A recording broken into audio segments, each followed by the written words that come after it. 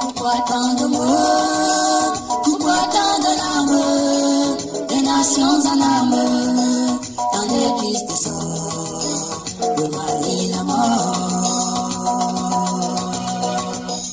Pourquoi tant de mots, pourquoi tant de larmes, des nations en armes, tant de tristes sorts, le mal et la mort. Les hommes se posent tout le temps des questions, voulant se débarrasser de toutes ces situations qui mettent l'homme dans la crainte et dans les alarmes. Je sais une chose que Jésus dit. Pourquoi tant de mots, pourquoi tant de larmes, les nations en armes, dans des tristes sorts.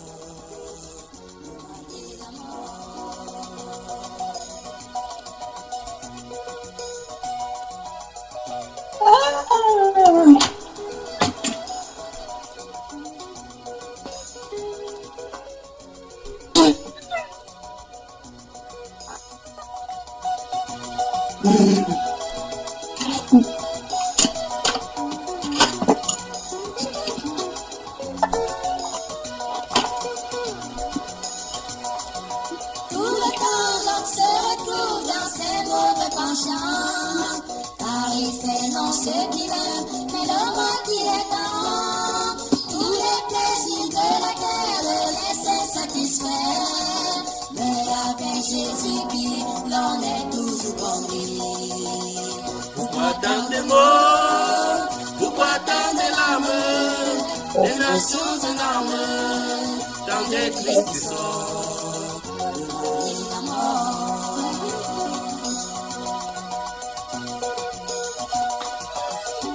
Espagne dans la sainteté, bonsoir. Bonsoir. Bonsoir, Bonsoir. mon frère Stéphane. Mon frère. Frère Stéphane, Frère bonsoir. Comment te vas esta tarde? Comment te vas? Allô?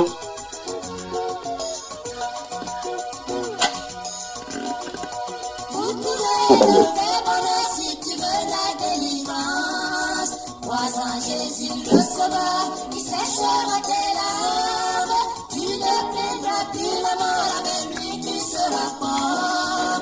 Tu auras la victoire sur tous tes mauvais penchants. Il a tout accompli, ma soeur, pour que l'homme soit sauvé, sauvé pour toujours. C'est la solution.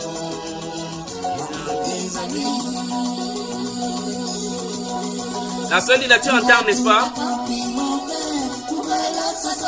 Tu entends le cantique, n'est-ce pas?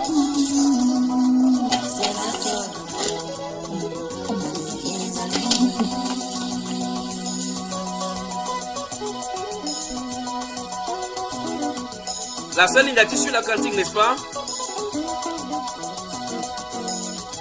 Tu entends?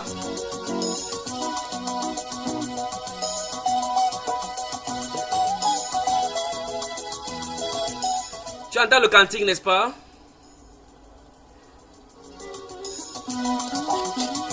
J'ai coupé le micro parce qu'elle va couper. Le frère Joseph, le frère Stéphane, tu entends, n'est-ce pas?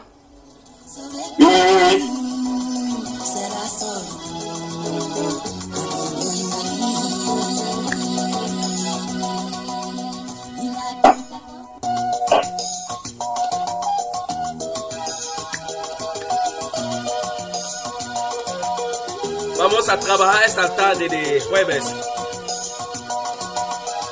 Soy muy contente.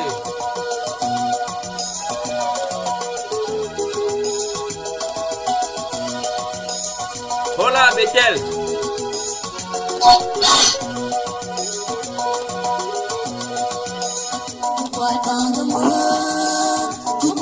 des larmes, des nations en larmes, dans des tristes sorts, le mal et la mort. Pourquoi tant de morts, pourquoi tant de larmes, des nations en larmes, dans des tristes sorts, le mal et la mort. Les hommes se posent tout le temps des questions, voulant se débarrasser de toute cette situation qui me clame dans la crainte et dans les alarmes. Mais je sais une chose, que Jésus donne la vie. Pourquoi tant de morts, pourquoi tant de larmes, des nations en larmes, dans des tristes sorts, le mal et la mort.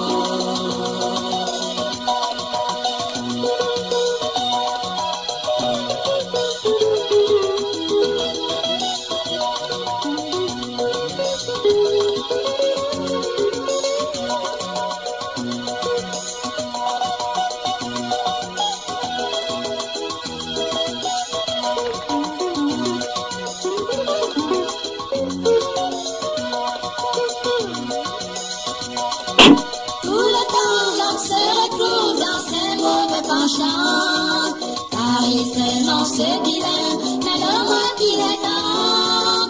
Tous les plaisirs de la terre le laissent satisfaire, mais avec Jésus qui l'en est toujours comblé. Pourquoi tant de morts, pourquoi tant de larmes, des nations en armes, dans de tristes sorts, le mal et la mort.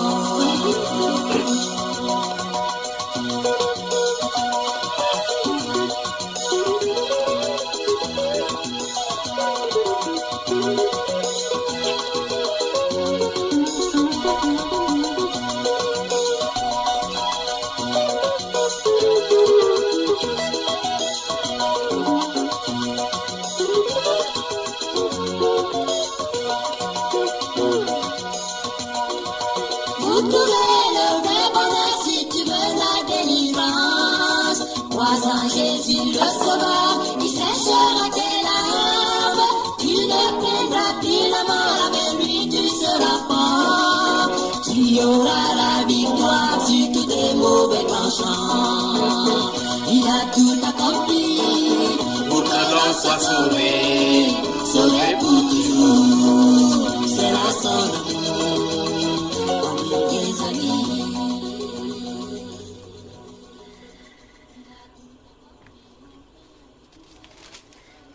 J'étais à mon poste et je me tenais sur la tour. J'étais à mon poste et je me tenais sur la tour.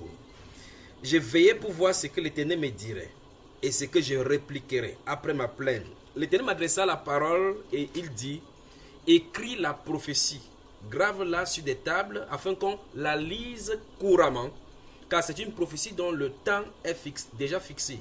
Elle marche vers son terme et elle ne mentira pas. Si elle tarde, attends-la, car elle s'accomplira. Elle s'accomplira certainement.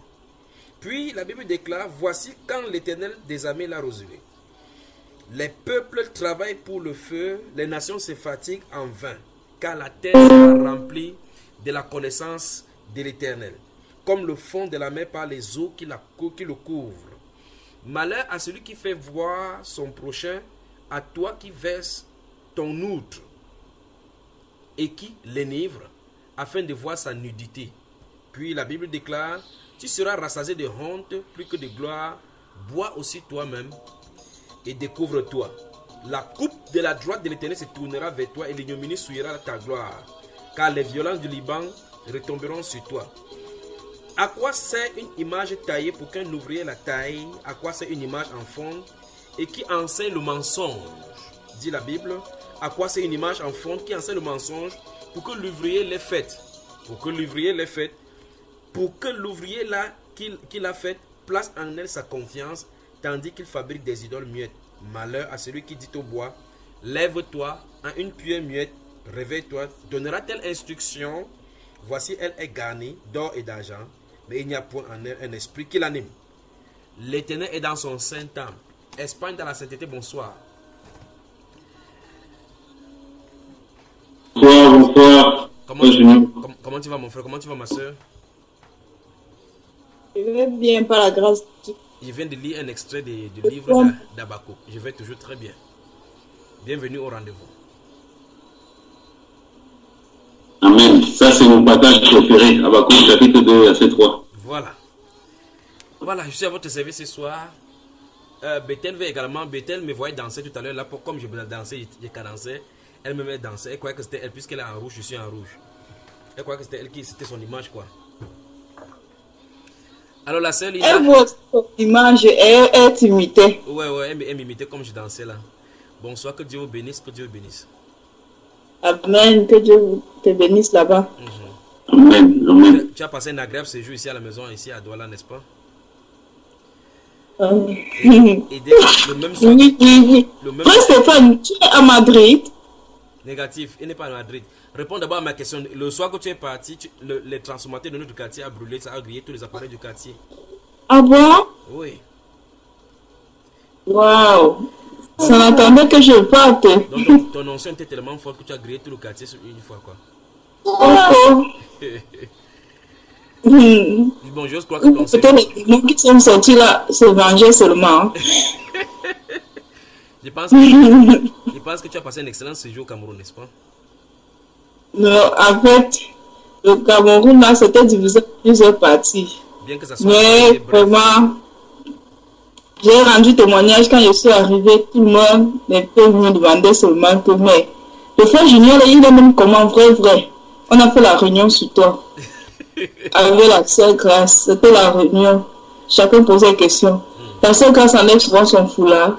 Le frère Junior, là, il vit chez lui comme il parle à la radio. Les questions l'aiment me tuer. Et ça m'a dit que.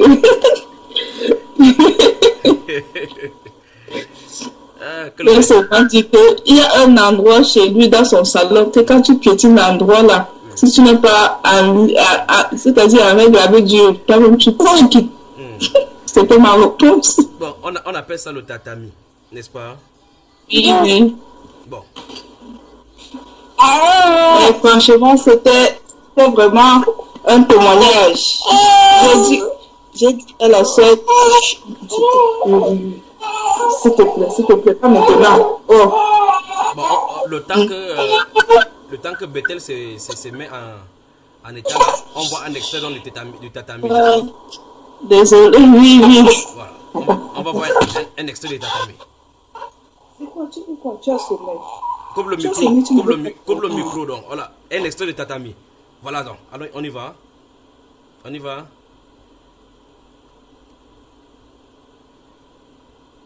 Le frère Stéphane, il est là. Voilà. Le frère Stéphane est là.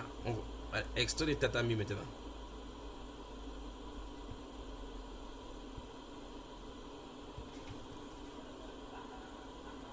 C'est bon, n'est-ce pas?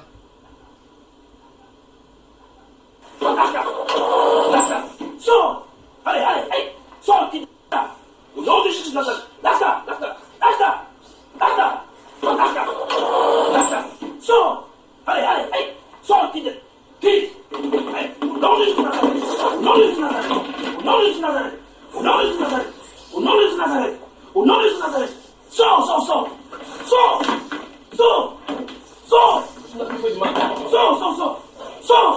Au nom de Jésus Nazareth! Au nom de Jésus Nazareth! Lâche pas maintenant! Qui es-tu? C'est le serpent! Tu es le serpent! Sors! Allez!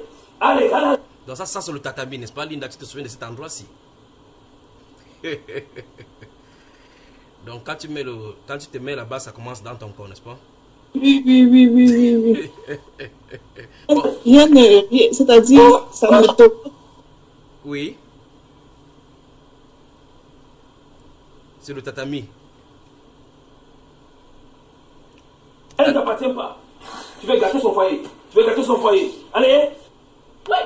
Lâche-la! Au nom de Jésus! Au nom de Jésus! Au nom de Jésus! Lâche-la!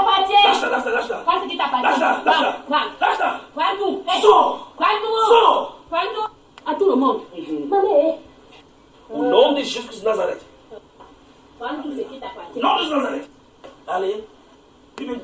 Allez, sors. Wow. Sors. Wow. Vomis tout. Vomis tout. Tout. Allez, allez. Oh. Tous les poisons. J'ai commandé la sauce. Allez, allez, allez. Tout ce que tu as donné dans son ventre. Sors. Sors. Voyons. Sors. Voyons. Tu sors de Oui. là. Oui. Sors. Oui. Sors. Oui. Allez, allez, allez. Allez. Allez. Tout. Il dit même tout. Allez. Donne-moi tout. Tout. Allez. Allez. Au nom de Jésus de Nazareth. Au nom de Jésus. Madame Billet. Madame Billet. Là, que ça ne vous effraie pas, ça ne fait pas vomir, non, non, frère Stéphane. Tu es habitué à cela. C'est sûr que cela. Sors de là. Viens, viens. Non, de Jésus de Nazareth. Sors. Allez, allez, allez. Toute alliance faite contre sa vie. Son fils. Oui. Je voulais pas. Tu veux tuer son fils. Hey. Qu'est-ce qui t'a empêché? Le nom de Jésus, dans tout ton corps. Son fils. Oui. Je voulais pas. Tu veux tuer son fils. Hey. Qu'est-ce qui t'a empêché? Hey. Jésus-Christ est Seigneur. Aïe, oh. Allez, allez, Aïe. allez, allez, allez. Oui. Au nom de Jésus de Nazareth. Non, Au nom de Jésus de Nazareth.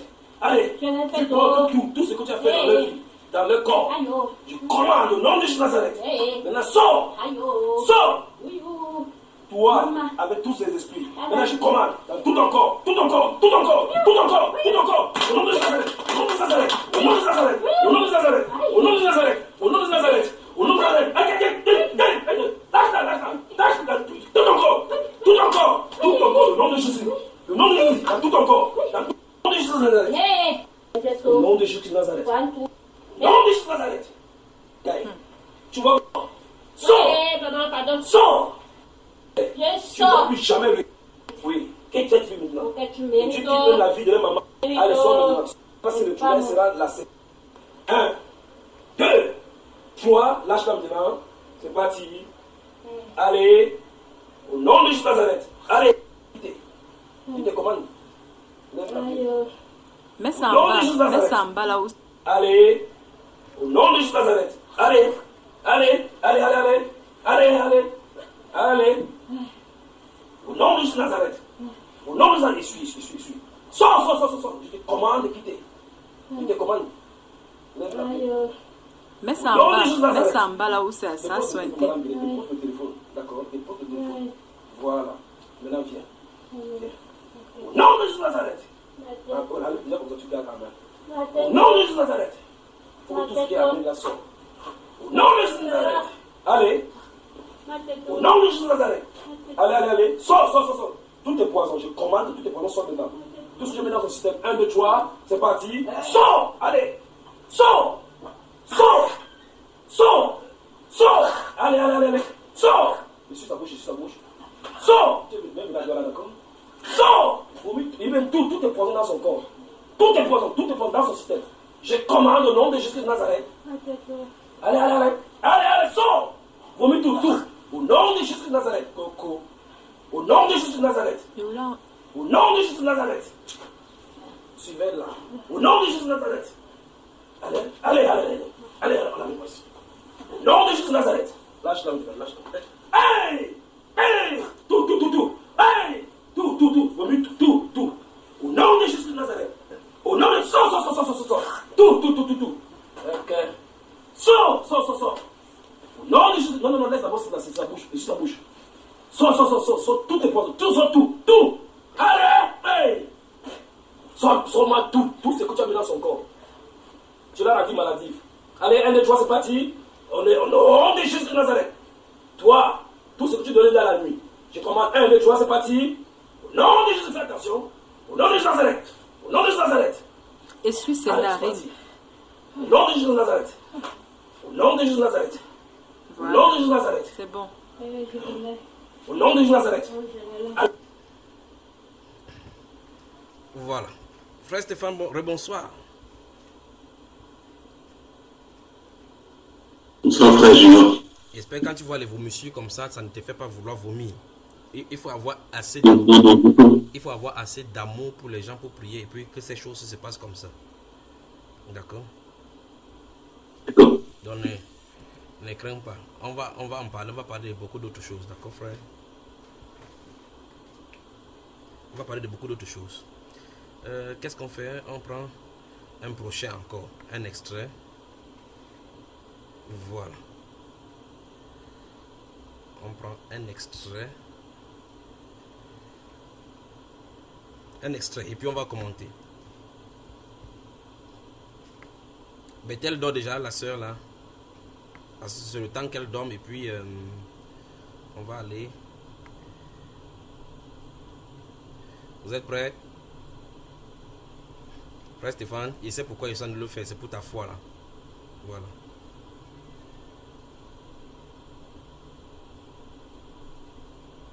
Voilà. C'est parti.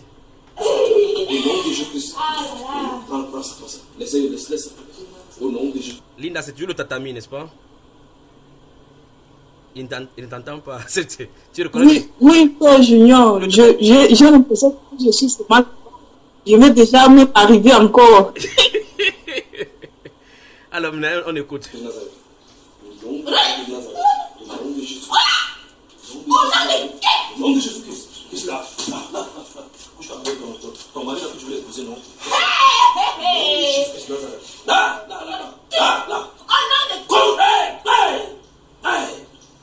Au nom de Jésus-Christ Nazareth. Tu aimes l'amour, non? Tu aimes l'amour. Tu aimes l'amour.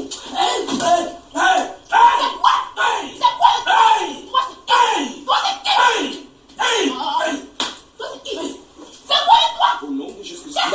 Là.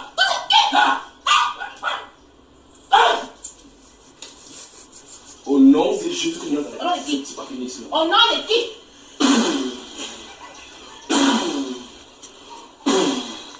Au nom de Jésus-Christ. C'est là maintenant, je mets d'abord dedans. Maintenant, c'est traité avec elle. Au nom de Jésus-Christ de Nazareth. Au nom de Jésus-Christ de Nazareth. Au nom de Jésus-Christ de Nazareth. Tout en feu. Tout en feu. Au nom de Jésus-Christ de Nazareth. Au nom de Jésus-Christ de Nazareth. Au nom de Jésus-Christ. Au nom de Jésus. Au nom de Jésus. Au nom de Jésus-Christ de Nazareth. Au nom de Jésus-Christ de Nazareth. Tout son corps. Appartient à Jésus. Appartient à Jésus. Tu ne peux pas rester dans son corps. Tu ne peux plus habiter dans son corps. Sors! Hey! Sors! Tu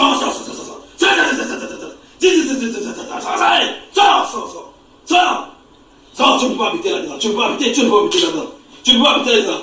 Hey!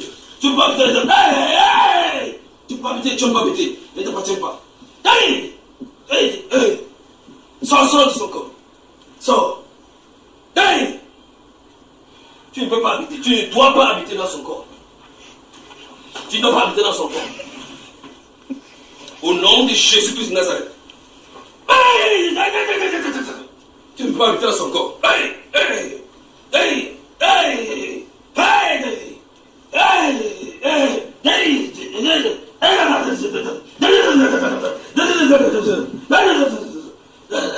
Tu ne peux pas habiter. Tu ne peux pas habiter dans son corps. Tu ne peux pas habiter dans son corps. Au nom de Jésus. Au nom de Jésus. Au nom de Jésus. Son corps appartient au Saint-Esprit de Dieu. Pas à toi.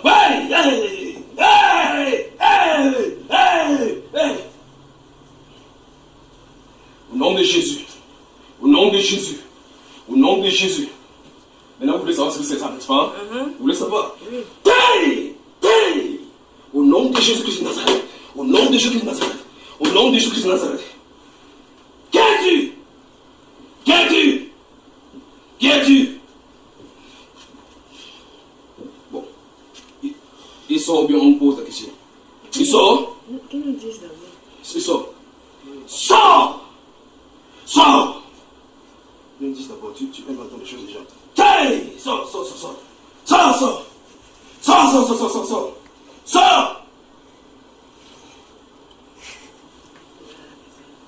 Au nom de Jésus-Christ de Nazareth. Au nom de Jésus-Christ de Nazareth. Au nom de Jésus-Christ de Nazareth. Au nom de Jésus-Christ de Nazareth. de Jésus-Christ de Nazareth. Au nom de Jésus-Christ de Nazareth. Sors! Sors! Sors! Au nom de Jésus. Au nom de Jésus. Au nom de Jésus. Au nom de Jésus. Au nom de Jésus-Christ. Au nom de Jésus. Au nom de Jésus. Au nom de Jésus. Au nom de Jésus. Au nom de Jésus. Au nom de Jésus-Christ de Nazareth. Oh, c'est mieux qu'on finisse avec la jeune fille. Au nom de Jésus-Christ de Nazareth. Donc, vous voyez le cas de la jeune fille ici. En réalité, quand tu regardes à l'extérieur, tu crois que c'est extrêmement grave. Pas vrai? Que c'est tellement grave. La possession au premier degré, au deuxième degré, au troisième degré sont totalement différents. Maintenant, c'est différent de l'oppression. Il y a la possession, c'est-à-dire que l'être habite dans le corps. Maintenant, il y a l'oppression, c'est-à-dire qu'on contrôle à distance. Vous voyez cela? Maintenant, regardez bien son corps, observez là-bas. Observez. Vous voyez, ici, il faut construire quelque chose autour de son cœur, autour de sa pensée. Si cette chose n'est pas construite de l'extérieur, on construit toujours à la manipuler. Pourquoi ça fâche? Donc ici, il faut qu'une construction autour de ses pensées. Si ce n'est pas autour de ses pensées, elle va continuer comme ça. Je suis ça. Donc, ces pensées sont manipulées à distance. Ça peut faire arriver au niveau où elle va enlever celui de ses amis.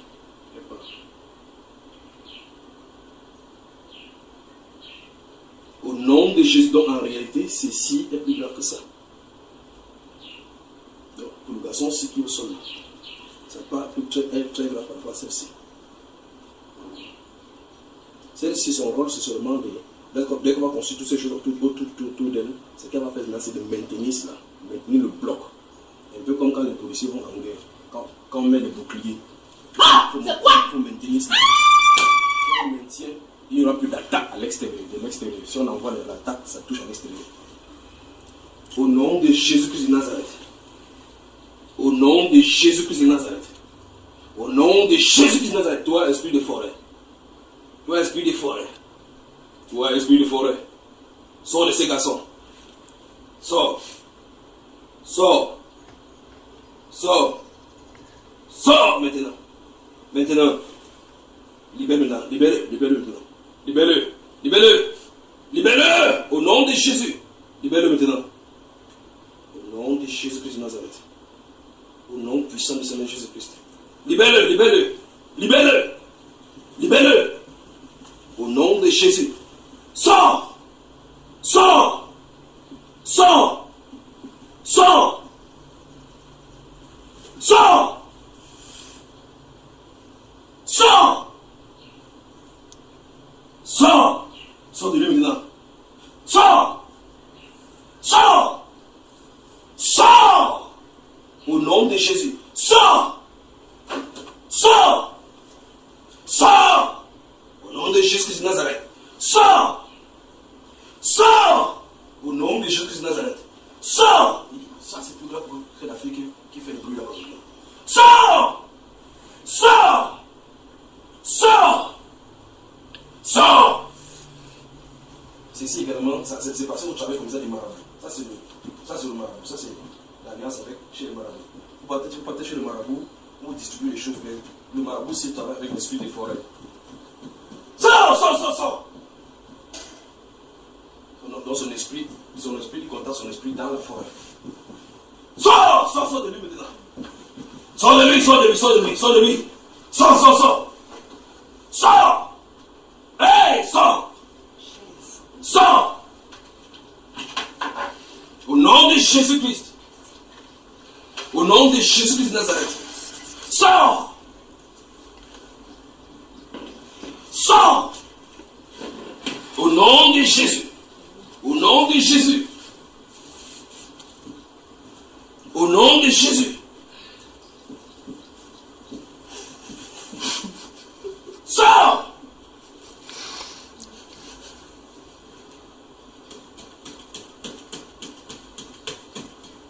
Au nom de Jésus. Au nom de Jésus. Au nom de Jésus. Au nom de Jésus. Au nom de Jésus. Au nom de Jésus. Au nom de Jésus.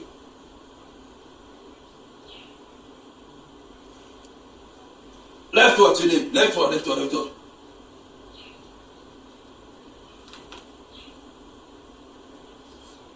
Lève ton frère s'est levé. On va nous dire ce qui est dans celle-ci.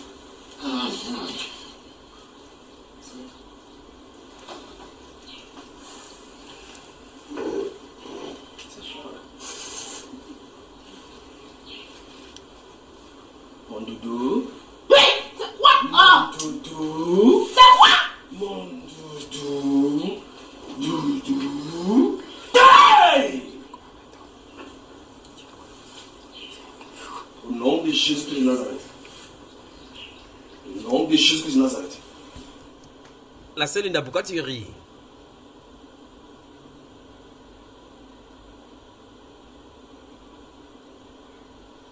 Les démons, là, ils ont les piches. Mais le Seigneur a toujours la victoire, n'est-ce pas? Après, on va faire des commentaires, comme le frère Stéphane. Passons au suivant.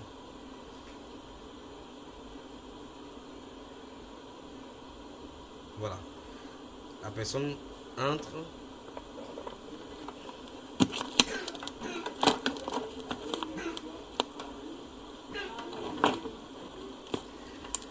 Vous voyez là le frère Achille en pleine méditation. Un matin, nous sommes assis en pleine méditation avec le frère Constant. Vous voyez seulement juste le dispositif. Et puis quelqu'un est expédié ou bien envoyé et commissionné. Il veut que vous voyez la personne entrer. Et puis vous voyez. Le Seigneur fait des choses inouïes. Et beaucoup de personnes marchent avec des choses dans leur vie sans s'en rendre compte. Vous voyez la personne entrer, n'est-ce pas?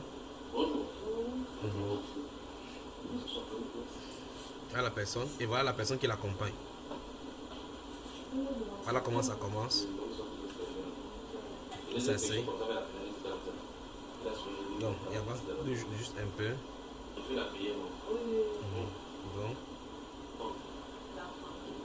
Donc, c'est vrai que le son n'est pas assez bon là, mais il va avancer juste un peu. Voilà. Vous avez observé ce qui se passe?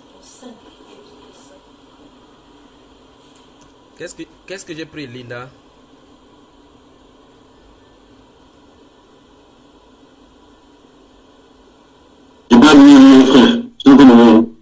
Comment? Je disais que je n'ai pas bien vu. Ok, bon, de toute façon, observez.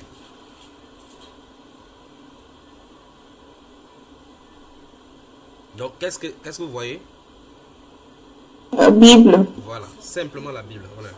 Écoutez très attentivement. Ouvrez vos oreilles. Le verset, soyez seulement d'accord. Vendredi, dès qu'on sort de la Bible, ça va, je fais l'endroit. Le verset. Tu connais encore l'endroit, cette position où cette fille-là se trouve, Linda?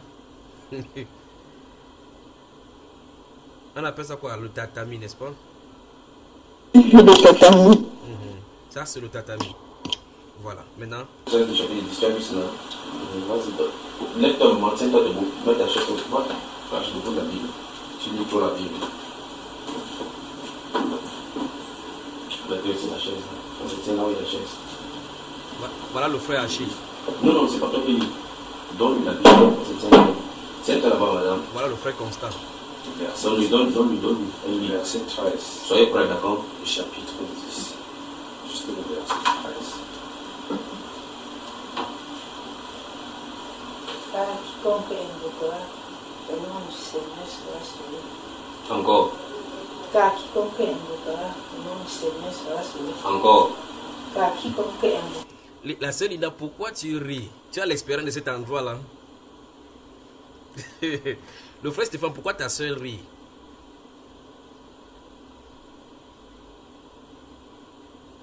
Elle est là, non? Elle connaît.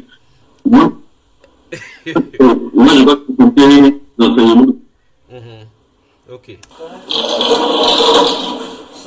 Encore. Kaki compreendo grande Senhor, serás tu. Encore. Kaki compreendo grande Senhor.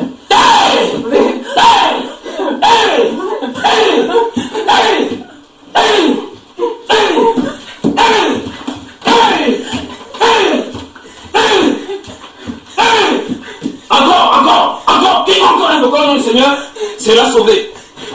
Aïe. Au nom de Jésus-Christ de Nazareth. Il a ton temps maintenant. Au nom du Seigneur. Au nom du Seigneur Jésus-Christ. Au nom du Seigneur Jésus-Christ. Libérez. Jésus-Christ de Nazareth. Libérez-la. Libérez-la. Libérez-la. Libérez-la. Vous voyez la sœur Grâce en position, n'est-ce pas? Et en tenue de combat. Voilà. Libérez-la. Libérez-la.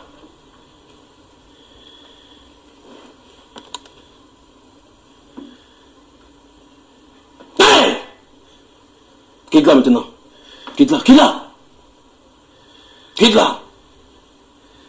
Vous voyez la position qu'elle a maintenant, c'est la position de l'attaque. Frère Stéphane, tu as de suivre, n'est-ce pas?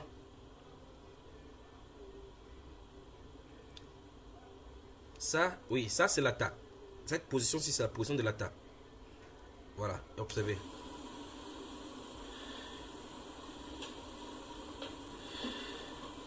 Ça, c'est l'attaque. C'est la fin. Tu n'habiteras plus son corps. Je t'ordonne de quitter. Quitte sa vie maintenant. Sors! Quitte son cerveau. Quitte son cerveau. Quitte son cerveau. Quitte son cerveau. Quitte. Lâche-la. Lâche-la. Lâche-la. Au nom de Jésus-Christ de Nazareth. Au nom de Jésus-Christ de Nazareth. Au nom de Jésus-Christ de Nazareth. Au nom de Jésus-Christ de Nazareth. Au nom de Jésus-Christ de Nazareth. Au nom de Jésus-Christ de Nazareth. Au nom de Jésus-Christ de Nazareth. Au nom de Jésus-Christ de Nazareth. Au nom de Jésus-Christ de Nazareth. Hey! Hey! Hey! Hey! Hey! Hey! Au nom de Jésus-Christ de Nazareth. Au nom de Jésus-Christ de Nazareth. Au nom de Jésus-Christ de Nazareth. Au nom de Jésus-Christ de Nazareth. Sors! Sors! Sors! Sors! Sors! Sors! Sors! Sors! Sors! Sors! Sors! Terminé. Lâche-la. Sors! Sors! Sors! Quitte sa vie. Sors! C'est ta fin. C'est ta fin. Tu l'habiteras plus son corps. Sors! Allez, terminé.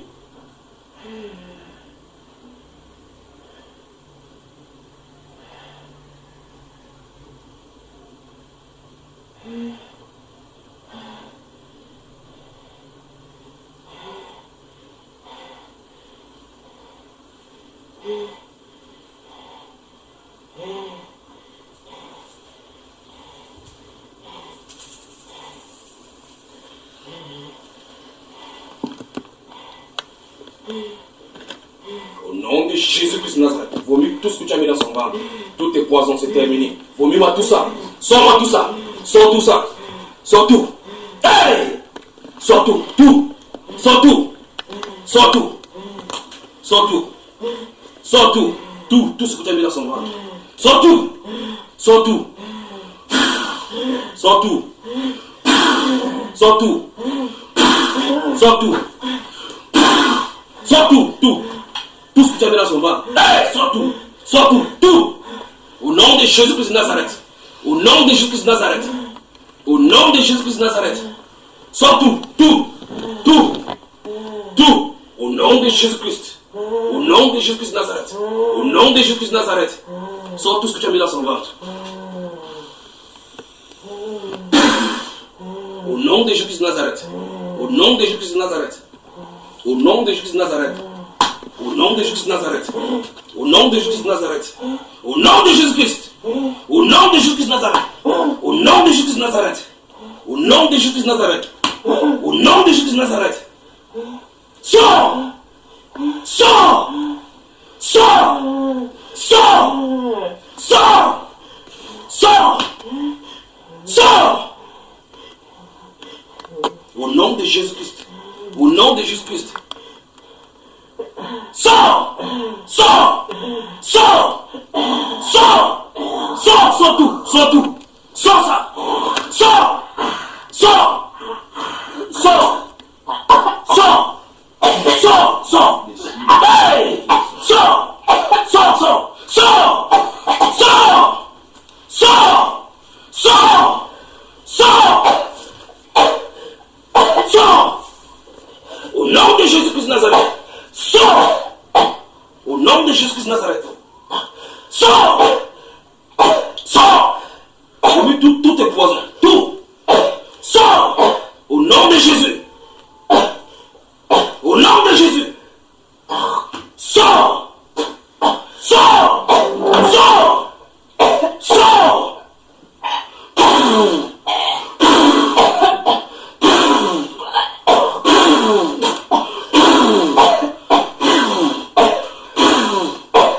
Sors!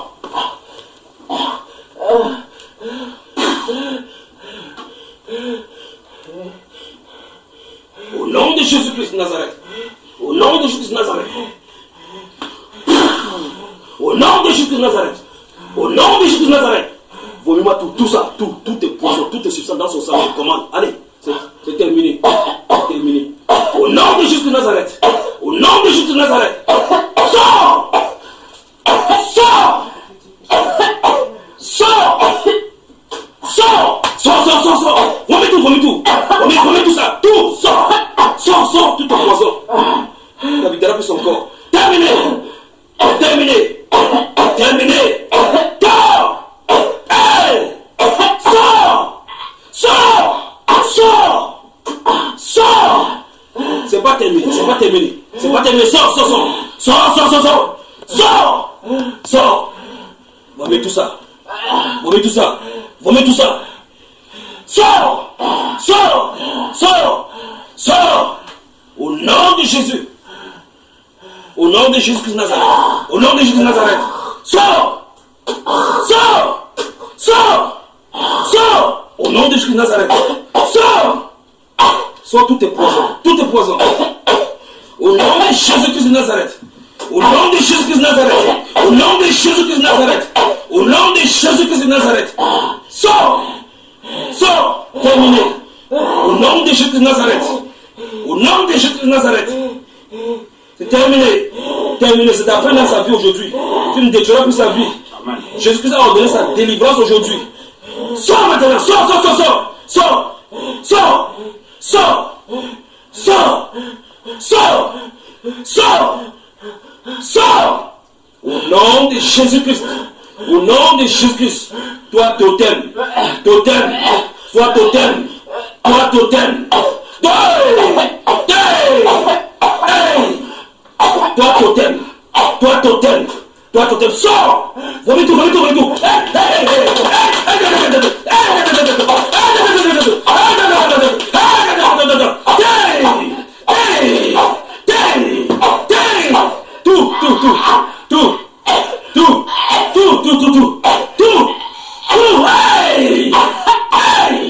Sors tout. Au nom de Jésus-Christ de Nazareth. Au nom de Jésus-Christ de Nazareth. Je t'ordonne. C'est pas terminé. Sors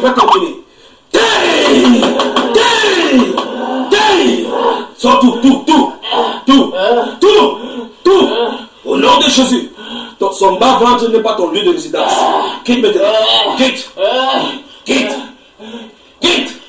Tu ne suceras plus son sang. Terminé. Sors. Au nom de Jésus. Au nom de Jésus. Au nom de Jésus-Christ. Au nom de Jésus-Christ de Nazareth. Au nom de Jésus-Christ de Nazareth. Au nom de Jésus-Christ de Nazareth. Terminé. J'ai dit, tu ne suceras plus son sang. Elle ne t'appartient pas, elle ne t'appartiendra jamais. Au nom de Jésus-Christ. Sors. Au nom de Jésus. Sors. Au nom de Jésus. Sors. Sors! Sors! Sors! Sors! Au nom de Jésus de Nazareth. Au nom de Jésus de Nazareth. Au nom de Jésus de Nazareth. Sors! Sors! Au nom de Jésus de Nazareth. Au nom puissant du Seigneur Jésus de Nazareth. C'est ta fin. C'est ta fin. C'est ta fin. C'est ta fin. Sors! Sors! Sors! Sors! Sors! Sors! Au nom de Jésus de Nazareth. Au nom de Jésus. Au nom de Jésus-Christ de Nazareth. Au nom de Jésus-Christ de Nazareth. Au nom de Jésus-Christ de Nazareth. Au nom de Jésus-Christ de Nazareth. Au nom de Jésus-Christ de Nazareth. Au nom de Jésus-Christ de Nazareth. Au nom puissant du Seigneur Jésus-Christ de Nazareth. Au nom de Jésus-Christ de Nazareth. Au nom de Jésus-Christ de Nazareth. Au nom de Jésus-Christ de Nazareth. Au nom de Jésus-Christ de Nazareth. Au nom puissant du Seigneur Jésus-Christ de Nazareth. Au nom de Jésus-Christ de Nazareth. Lève-toi, lève-toi, lève-toi, tu es libre. Lève-toi, madame. Lève-toi. Fais-la s'asseoir là-bas. Fais-la s'asseoir. Au nom de Jésus de Nazareth. Mets-le devant sa tête, c'est ça aussi. J'ai bien le livre. J'ai bien le livre. Ah, les deux pièces auxquelles ils m'ont vendu. Comment le dans un peu, mon cher? Doucement. Au nom de Jésus-Christ de Nazareth.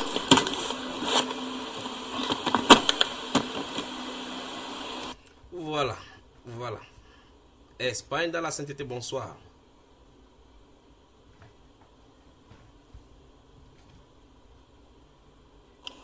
Bonsoir. Que la grâce et la paix de notre Seigneur vous soient multipliées, d'accord? Amen. Amen. Que la grâce vraiment et la paix vous soient multipliées de la part de notre Dieu et Sauveur. Donc, qu'est-ce que vous en dites? Frère, d'abord, commentaire par rapport à tout ce que tu as vu. Tu es un conducteur. Je vais faire un bref commentaire de pourquoi je montre cela ce soir, d'accord?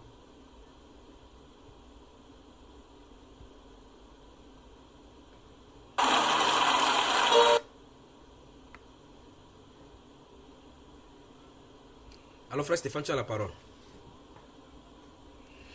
Donc, la sœur Linda, elle connaît ce que le tatami ici. Tu n'es pas encore venu à la maison. Elle a expérimenté cet endroit-là. C'est là où je dors et là où je prie à genoux chaque fois. Voilà ça derrière moi là-bas, le tatami. C'est le tatami, n'est-ce pas, la sœur Linda? Voilà. Alors, frère Stéphane, tu as la parole. Commenter par rapport à ce que je... Tu penses que pourquoi c'est présenté, le Seigneur veut que il présente ça ce soir-ci?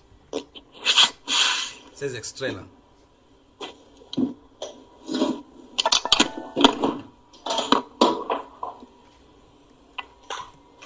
Je pas bien suivi, frère. Tu me poses la question pourquoi tu me fais demander de présenter ça ce soir-ci.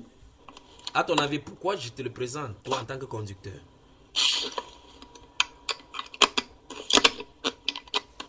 Je pense que pour que je puisse me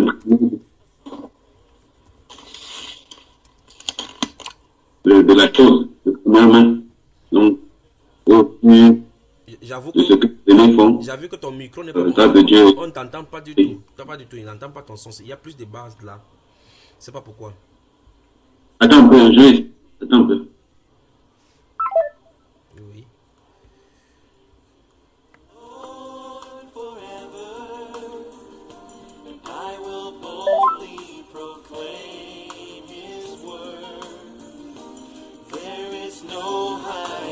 Allô? Oui, oui, mon frère. Je crois que c'est mieux maintenant. Ok. Donc, je disais donc, je pense. Moi, je me réécoute. Ok, bon, attends, ok. Ça veut dire que, permets-moi une seconde, là, j'arrange cela. C'est bon, vas-y maintenant. Ça ne doit plus se passer. Ok, je disais donc que si Dieu a permis que nous puissions examiner les vidéos ce soir, je pense que c'est pour que je puisse m'imprégner un peu des réalités du monde spirituel au travers des aînés et savoir que même si on ne les... Je n'ai pas vu physiquement assister, ça ne veut pas dire que ça n'existe pas. Et également, comme me préparer, à savoir que c'est les cas que je suis, je ne vais pas dire chapelet, ça me fait un peu peur, c'est un peu lourd. Donc, c'est des cas qui peuvent arriver, c'est encore mieux. Donc, les cas qui peuvent arriver, donc ayant déjà vu comment cela se passe, à ne pas prendre peur, et vraiment, c'est déjà été comme une leçon, parce que c'est la deuxième fois qu'on parle de ce sujet.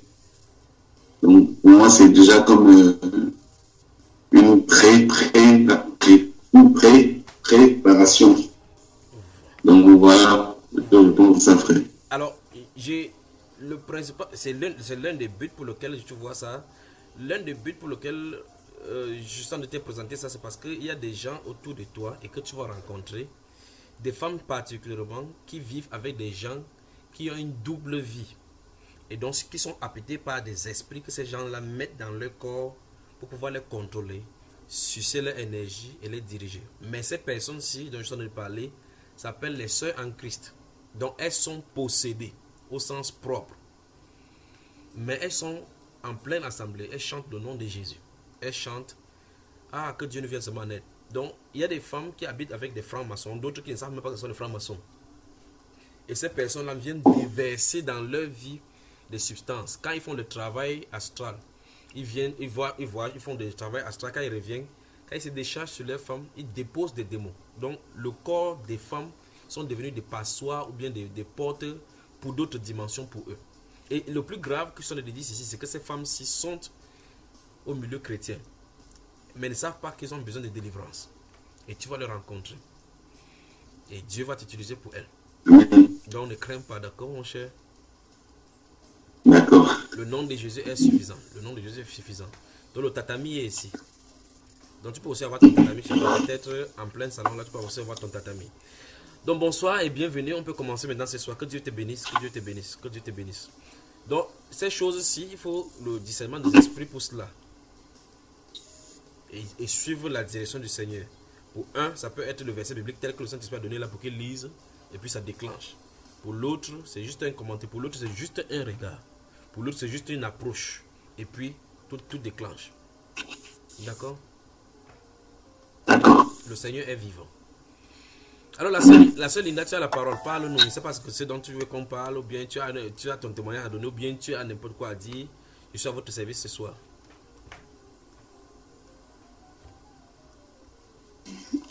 Amen. Shalom. Shalom. Non, j'ai beaucoup de choses à dire. J'ai des questions qui m'ont interpellé après mon retour du Cameroun.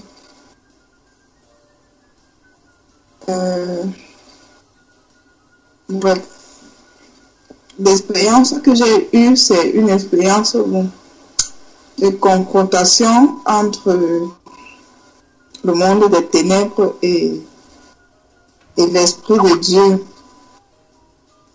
Et j'ai pu expérimenter la puissance de Dieu. Je rends grâce. Je peux préférer faire mon témoignage un autre jour. Oui. Mais aujourd'hui déjà, j'ai une question par rapport... à la Bible? Oui. Ok. Premièrement, lorsque une personne reçoit la délivrance, Oui.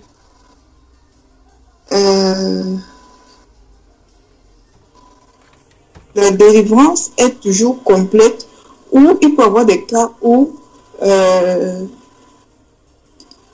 je sais pas, tous les démons, ou je sais pas trop comment dire, continuent à influencer la vie de la personne.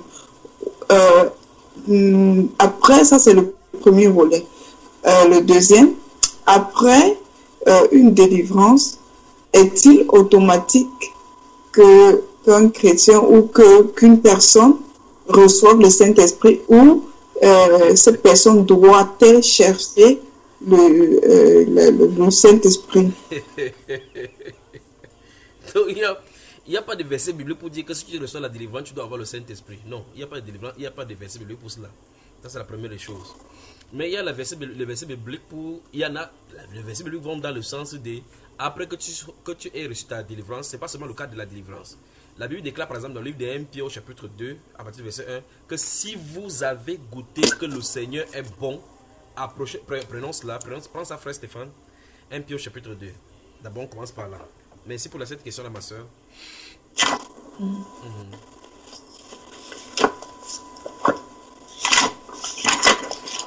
Pendant que vous allez de chercher, le premier volet de ta question, le Seigneur a montré dans la Bible que lorsque l'esprit sort d'un corps, il va dans les lieux arides. Il dit qu'il cherche quand il cherche le lieu de repos, n'en trouvant pas, il dira qu'il retournera de là où il habitait parce qu'il est accoutumé à vivre là-bas. Donc ça veut dire que quelqu'un qui a été délivré est astreint à être encore influencé par le démon, par des tentatives de retour. C'est ce que le Seigneur nous enseigne. Et par conséquent, d'où le deuxième volet dont on veut lire là maintenant. 1 Pierre chapitre 2. Je crois qu'on en a parlé soit en Suisse, soit en France. Enfin, j'en ai parlé de ça beaucoup de fois. Je crois que c'était en France. En France. Je Voilà. crois que c'était en France. Le titre de l'enseignement, tu as le titre de l'enseignement. Le temps que... Je lis ou je colle. Oui. C'est dans quel enseignement là? J'en ai parlé profondément de ces choses-ci. Tu as le titre, le frère Stéphane? Non, j'ai pas écouté l'enseignement là, mais justement, quand la soeur posait la question, j'ai eu en idée également le verset que tu viens de citer dans le livre de Luc au chapitre 11, qui parle de l'esprit, et puis quand il est sorti d'un corps, il va dans les lieux arides pour chercher du repos. Donc, et directement, de tout là qui m'est venu en tête. Oui, au chapitre 12 de Luc. N'est-ce pas? Voilà. Et la ligne nous dit qu'il va dans les lieux arides pour chercher du repos.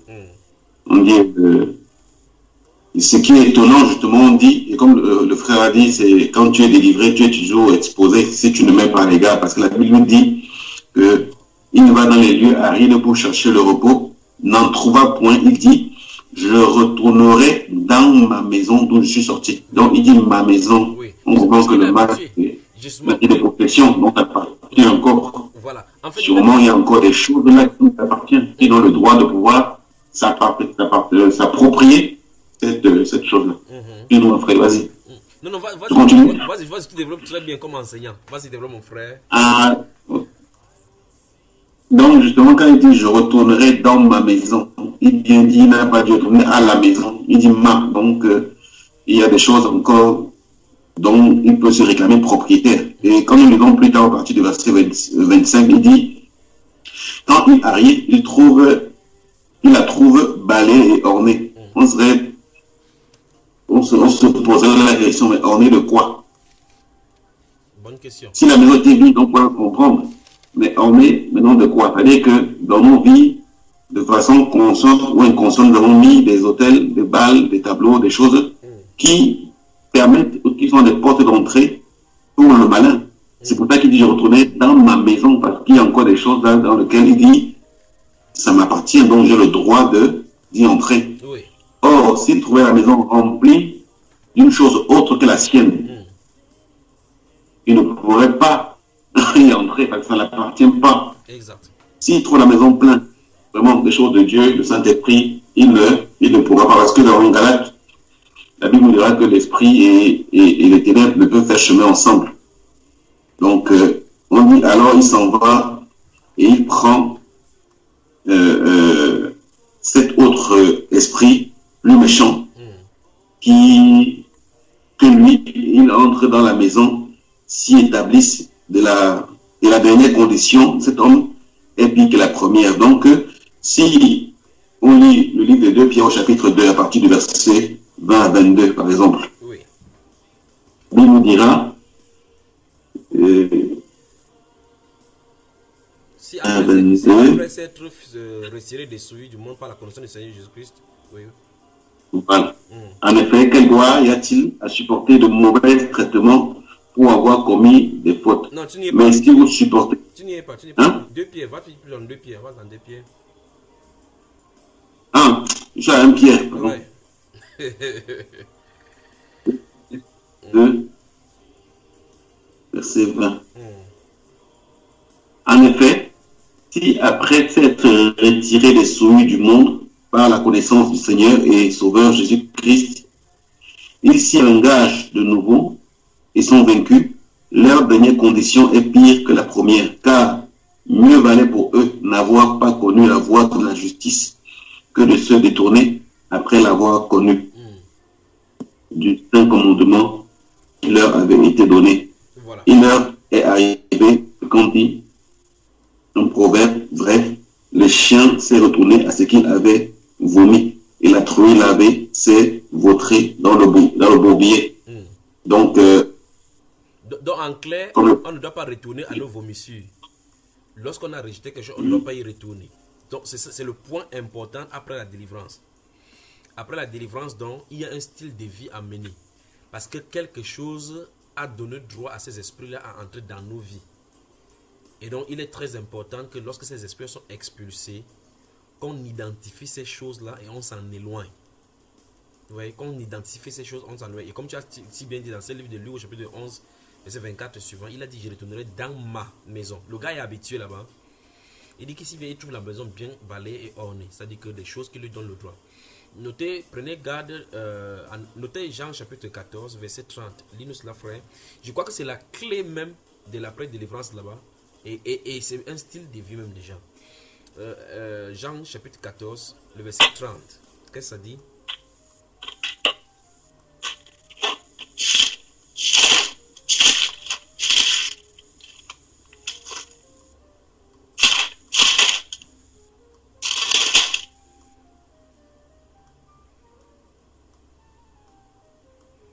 Jean chapitre 14. je lis, Oui. sœur, lis, pardon.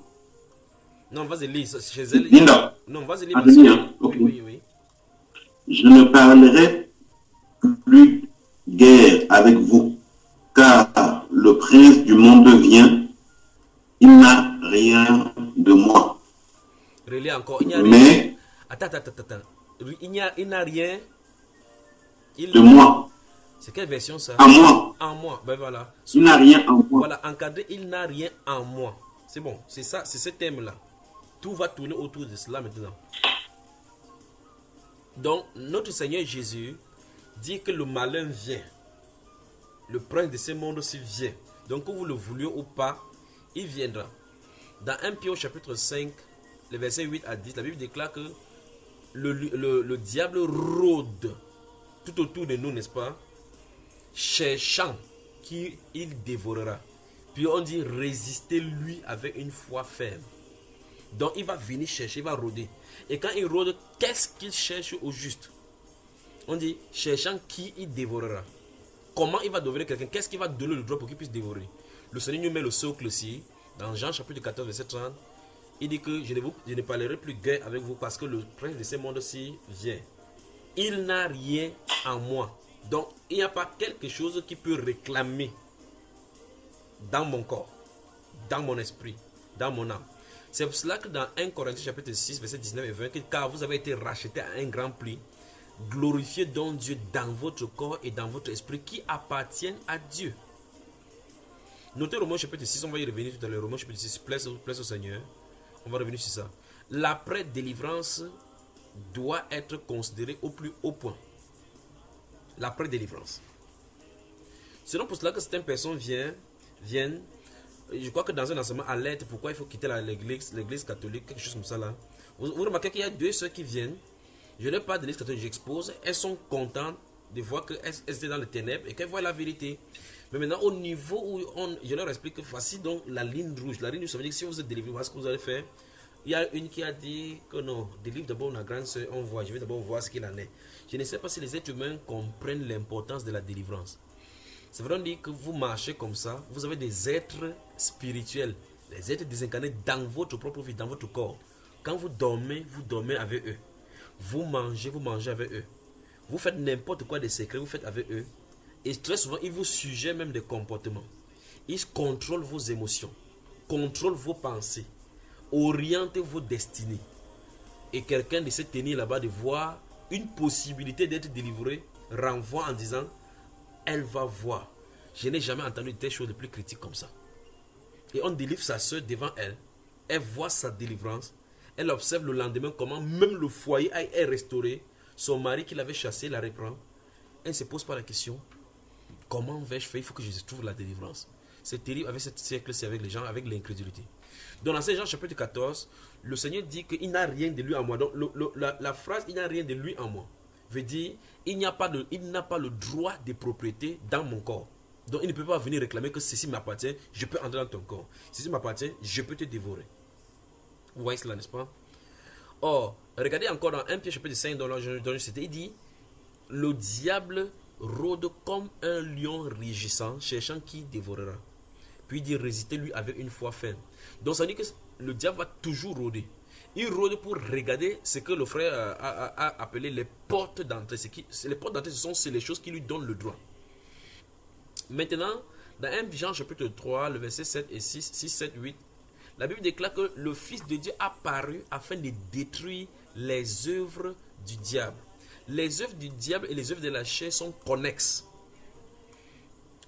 Les œuvres du diable et les œuvres de la chair sont connexes. C'est-à-dire, les œuvres de la chair peuvent avoir derrière elles les démons agissantes. Parce que ce sont les choses qui leur donnent le droit. Et donc le Seigneur lui dit dans ces livres des Jean chapitre 14 verset 30 qu'il n'a rien de lui en moi. Donc j'étais dans le dit donc après que, pour répondre à tes questions, après que quelqu'un soit délivré, ce que le Seigneur veut enseigner dans Jean chapitre 14, c'est qu'il ne faut pas qu'il y ait des traces de quelque chose sur lequel un esprit peut réclamer son retour à l'intérieur de nous. Et par conséquent, quel devrait être nos comportements donc à l'issue de la délivrance? C'est ce que 1 Pierre chapitre 2 signifie dans le sens large du terme avant d'aller dans le sens spirituel plus profond. Dans 1 Pierre chapitre 2, donc, lisons les premiers versets. 1 Pierre chapitre 2, verset 1. Résultant donc, on n'y est pas encore.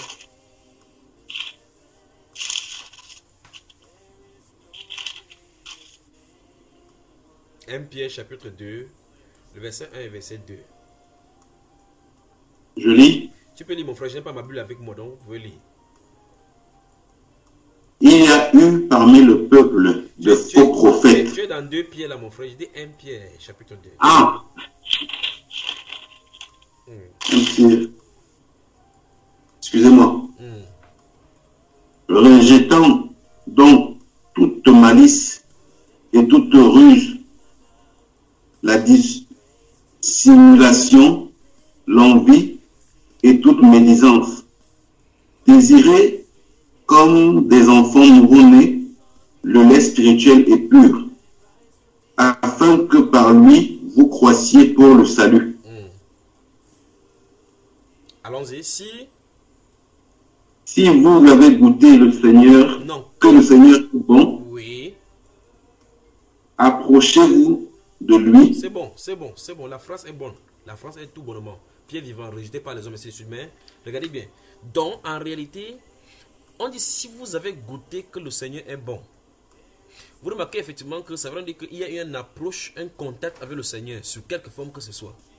Pour d'autres personnes, ce n'est pas la guérison. Dieu peut te guérir. Pour d'autres personnes, Dieu peut te visiter par des songes, par toute autre manière, ou il te délivre. Parce que la délivrance ne consiste pas seulement à délivrer quelqu'un sortir quelqu'un de démon. Dieu peut te sortir d'une situation et te délivre d'une certaine détresse. Alors, Dieu te délivre d'une certaine détresse. Tu sais effectivement que le Seigneur est bon. Ouf, le Seigneur était bon envers moi. Il y a des gens qui essuient des échecs dans le travail, peut-être dans leur lieu de service. Il y a des fautes graves, sous fautes lourdes, au point où vous savez effectivement que la sanction sera grave, ce sera le renvoi immédiat. Et puis vous priez, vous jeûnez, puis le Seigneur fait s'éteint comme ça. Vous savez que le Seigneur agit. Vous savez que le Seigneur était bon pour vous. Il a été miséricordieux pour vous. La Bible donc dit que si cette condition a été réunie dans votre vie, si vous avez goûté que le Seigneur est bon, la Bible dit que la seule et unique chose que vous devez faire, c'est vous rapprocher davantage à lui. C'est-à-dire quoi? C'est-à-dire que ces choses-là que le Seigneur étend dans nos vies, ce sont des signes pour nous attirer davantage à lui. Donc ce sera une grande malédiction que quelqu'un vienne chez le Seigneur, obtienne une guérison, retourne dans le monde pour aller continuer sa vie comme il était. Ce sera une grande malédiction pour que quelqu'un vienne être délivré de la puissance des ténèbres et il retourne encore. Comme on a lu dans ce livre de 2 Pierre chapitre 2, là, le verset 20 à 22. Il dit que si après s'être retiré des souillures du monde par la connaissance de notre Seigneur Jésus-Christ, il s'y engage de nouveau. Maintenant, regardez très attentivement. On dit il s'y engage de nouveau et sont vaincus. Parce que la phrase dit, et sont vaincus par elle. On dit la dernière condition, cette personne est pire que la première. Parce que si tu y retournes encore, et c'est pour ça qu'il dit, cette proverbe-là dit que le chien est retourné à ce qu'il avait vomi. Et le plus grand encore, c'est ce porc-là. Vous lavez un porc, ou bien une truie, à l'instant où vous la relâchez, elle rentre dans la boue. Donc vous voyez effectivement que le symbole du porc, effectivement, c'est quelqu'un qui était initialement sale. Et qu'on prend, on lave, on nettoie, et on le lâche maintenant. Au lieu d'éviter maintenant la boue, il rentre dans la boue d'où lequel il était. Donc ces choses, ce sont des seules choses pour nous faire comprendre qu'on a un style de vie à mener lorsque nous avons reçu la délivrance. En fait, normalement, après que quelqu'un ait reçu la délivrance, il devrait s'enfermer dans le jeûne et dans la prière, dans la parole, pour examiner sa vie, ce qui l'a conduit là-bas. Ce qui l'a conduit là-bas. Si vous lisez Luc au chapitre 1, vous allez remarquer un homme là qu'on va entraîner dans la chambre. Jésus, la Bible déclare que beaucoup de personnes étaient dans la chambre là, et Jésus était venu. Beaucoup de personnes étaient venues et puis on a trouvé un endroit plus haut là-bas, on a fait passer quelqu'un dans le trou. Et c'est 4 personnes qui l'ont terminé là-bas. Quand il a vu la personne déposée au milieu de lui, Jésus a dit que prends courage mon fils, tes péchés te sont pardonnés. Quand Jésus a demandé que les gens ont dit qu'il a blasphémé. Regardez très attentivement, mon frère, sois concentré ici. Le Seigneur a vu cet homme-là alité. Ses 4 amis ont traversé sur la toiture pour découvrir un endroit pour le mettre là-dedans. Lorsqu'ils ont mis cet homme là-dedans, David déclare que Jésus, qui voyant leur frère, dit que mon fils, prends courage, tes péchés te sont pardonnés. Remarquez très attentivement qu'il y a beaucoup de personnes à la réunion. Cette personne est alitée et a besoin de la guérison. On le met au milieu, on s'attendra à ce que Jésus prie pour la guérison de ce monsieur. Au paralytique, lève-toi et mange. Il commence d'abord par le problème du péché. Vous voyez ça? Donc le Saint-Esprit veut nous montrer que c'est le péché qui a amené cela. Il est sous le joug du péché. C'est le péché qui a entraîné cette maladie-là. Donc il résout le problème du péché. Le problème, il résout la chose dans la cause. Il résout la cause de la chose avant de résoudre la chose. Lorsqu'il a dit tes péchés sont pardonnés, les gens ont dit tu blasphèmes. Il dit afin que vous sachiez que le Fils de l'homme, lequel est plus difficile de dire. Vous voyez effectivement, donc il a un problème. Le péché qui a amené à cette maladie-ci. Et le Seigneur pose la question, qu'est-ce qui est plus difficile de résoudre? Donc vous pensez qu'est-ce qui est plus difficile de résoudre? Le péché ou bien la guérison? Parce que quand le péché est résolu, la cause est résolue, ça veut dire que la solution est évidente. Il dit, lequel parmi les deux est plus difficile à résoudre? Le péché ou bien le lit? La maladie? Mais afin que vous sachiez que le Fils de l'homme a sur la terre le pouvoir de pardonner le péché, lève-toi, dit-il au paralytique, prends ton lit et va dans ta maison. Il s'est levé. Maintenant, regardez très attentivement, je veux que vous regardez que Jésus a d'abord parlé du péché. Donc, le péché a amené cette chose-là. Prenons aussi le livre de Jean chapitre 14. Jean chapitre 5, cette fois-ci, verset 1. Lisons doucement jusqu'au verset 14.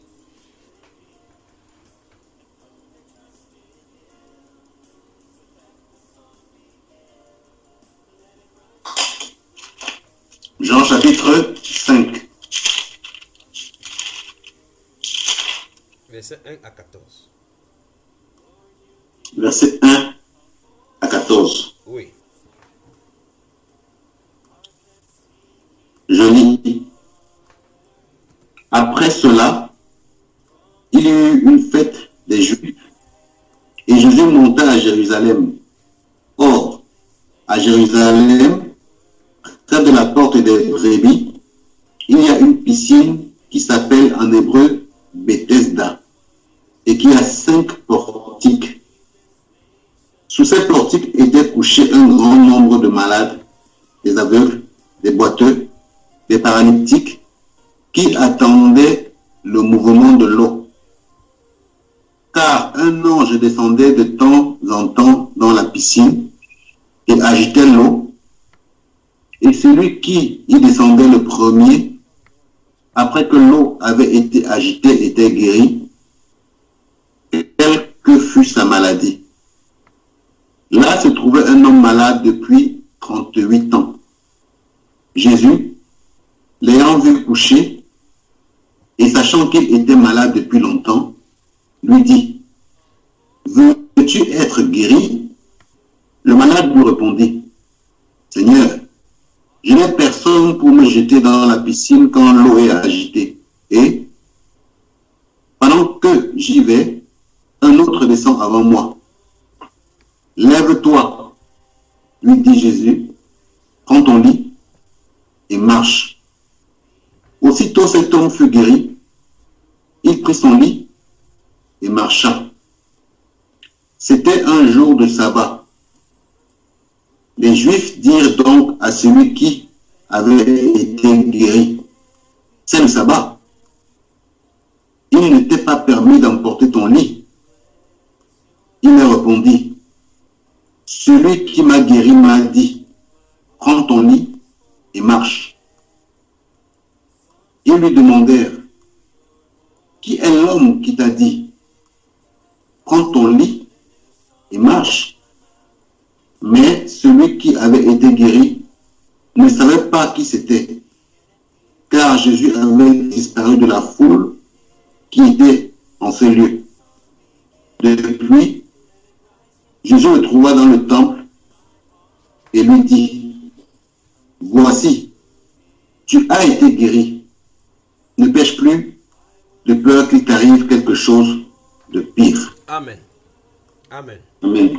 Donc, vous voyez, cette parole également, une fois de plus, révèle que la cause, c'est-à-dire que la racine du problème qu'il a alité depuis près de 38 ans, c'est le péché. Remarquez que le Seigneur n'a pas dit ne pêche pas.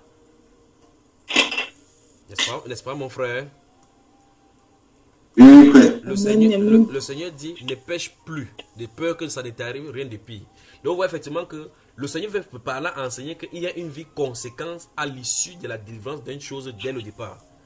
Parce que on ne doit plus, et c'est ce que 2 Pierre a dit, 2 Pierre chapitre 2 verset 20 à 22 dit, si on s'y engage de nouveau et on est vaincu par elle, la dernière condition est pire que la première. Ça veut dire que ça ne valait pas la peine qu'on te délivre de cette situation. Maintenant, si quelqu'un a 38 ans de maladie et qu'il est alité, qu'est-ce qui peut lui encore arriver de pire? Vous voyez? Donc, le Seigneur nous enseigne là, dans ces enseignements-là, qu'il y a un système de vie, une façon de vivre à l'issue de la délivrance. Et les prédicateurs doivent enseigner ça aux gens justement. Parce que les gens viennent de part et d'autre, d'autres prient pour la guérison, prient pour la guérison. On dit non, Dieu est miséricordieux. Il faut enseigner cela aux gens. Sinon, pour cela, il faut qu'on comprenne le pourquoi même les gens cherchent le Seigneur. Si les gens veulent seulement la guérison, il faut qu'on leur enseigne que la guérison que tu obtiens de Dieu te conduira à des problèmes avec les esprits qui étaient cause de cette guérison, qui est de cette maladie. Parce que si tu vas et que ta vie n'est pas conséquente à la vie de la sainteté, à la vie proche du lait, pour que tu puisses grandir dans le salut, tu retourneras avec ceux-là et ils vont se protéger parce que la première fois on les a arrachés facilement. Il va prendre des muscles, c'est pour ça qu'il va prendre 7 autres esprits plus méchants pour qu'ils soient comme le garde du corps. Ils vont aller, l'esprit va aller dire à ses frères que mais vous aurez quoi là-bas, venez habiter ici. J'ai une maison où on peut habiter, on peut cohabiter. Sachant que la prochaine fois, si on veut venir le délivrer, il y a au moins des gens qui vont le défendre. Ce système-là, il faut qu'on explique ça aux gens, que le monde spirituel avec lequel nous vivons, on ne doit pas blaguer. La Bible déclare que Satan est descendu avec le tiers des anges. Les gens devaient se poser la question, où sont-ils? Ils habitent où? Qu'est-ce qu'ils font? On avait dit qu'il mangera de la poussière de la vie toute sa vie. Qu'est-ce qu'il mange? S'il mangeait ceci, c'était la poussière de la terre serait là finie depuis. Donc forcément, ce n'est pas ça dont on est en train de parler.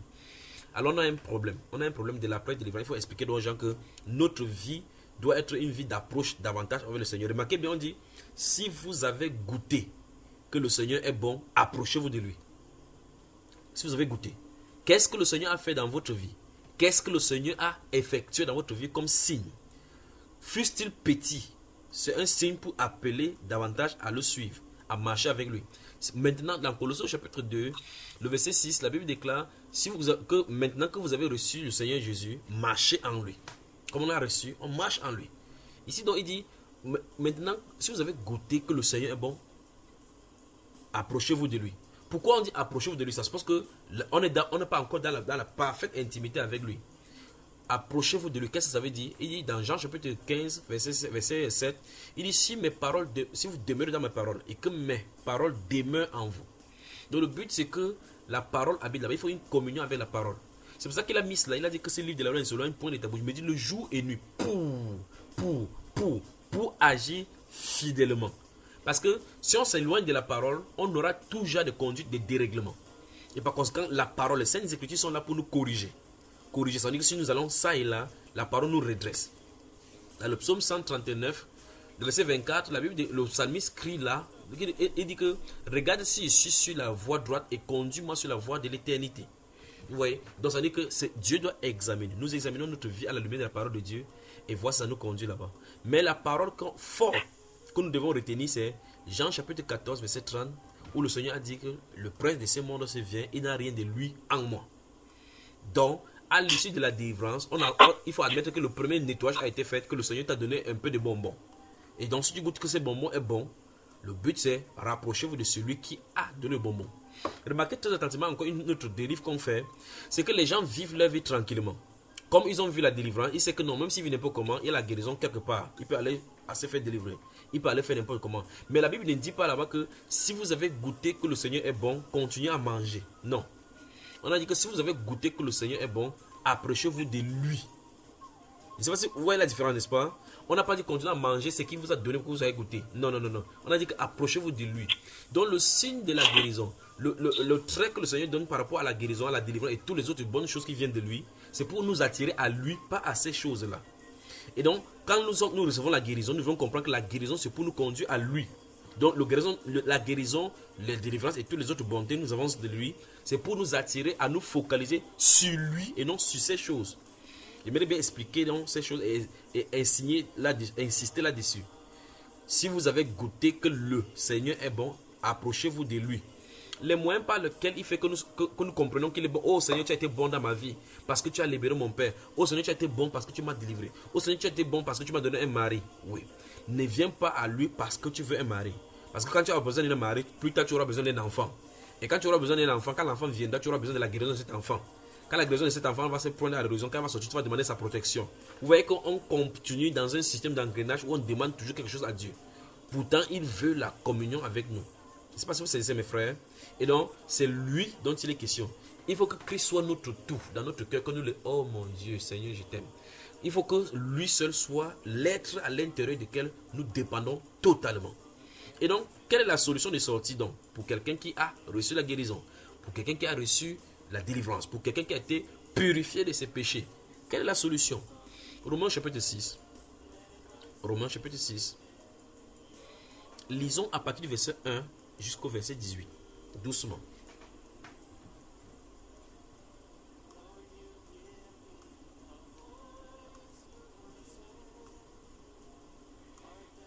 Ton micro est fermé, je crois, frère.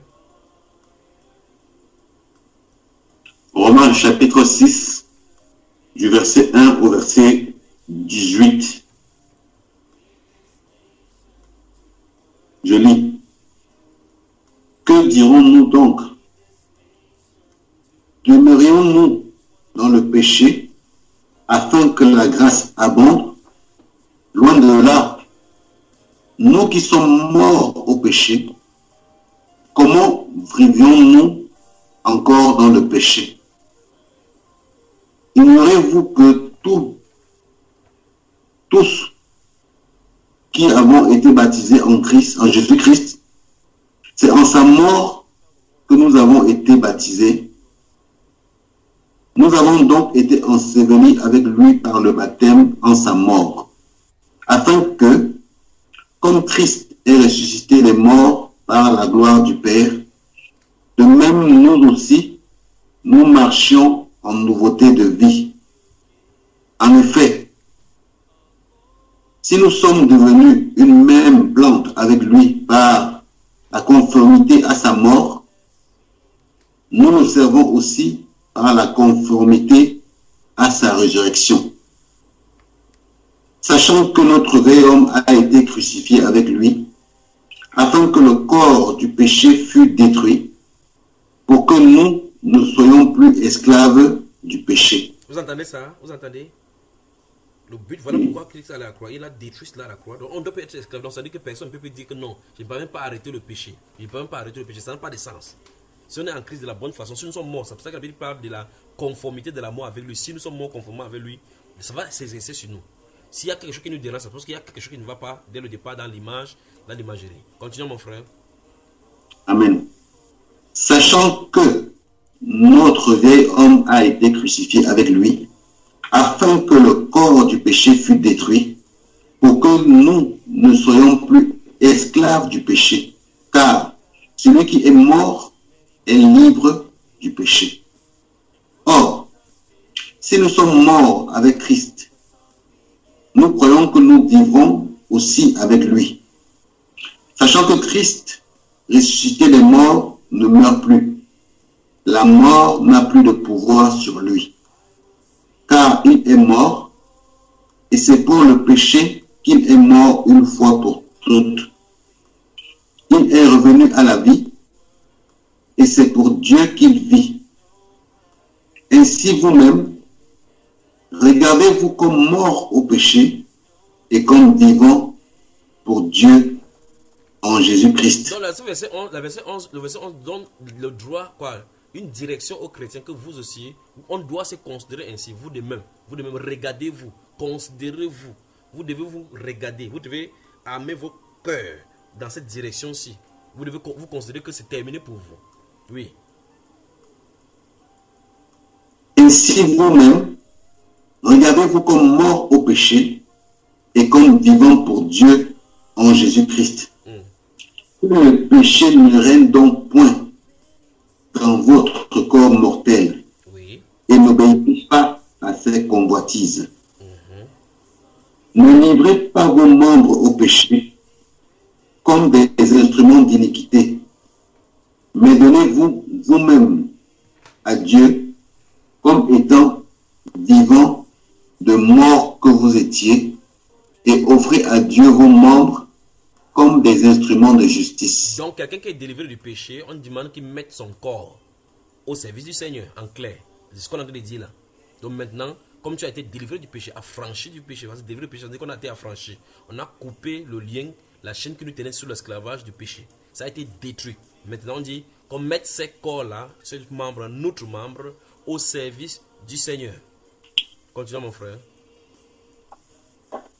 Car le péché n'aura point de pouvoir sur vous. Donc, puisque ça veut dire qu'on est habilité à mettre au service du Seigneur sans que le péché ne vienne entraver. Ça veut dire qu'on a la faculté, la capacité, par la grâce de Dieu et en Jésus-Christ, de vivre sans péché, sans que le péché ne vienne entraver. Continue, mon frère. Amen.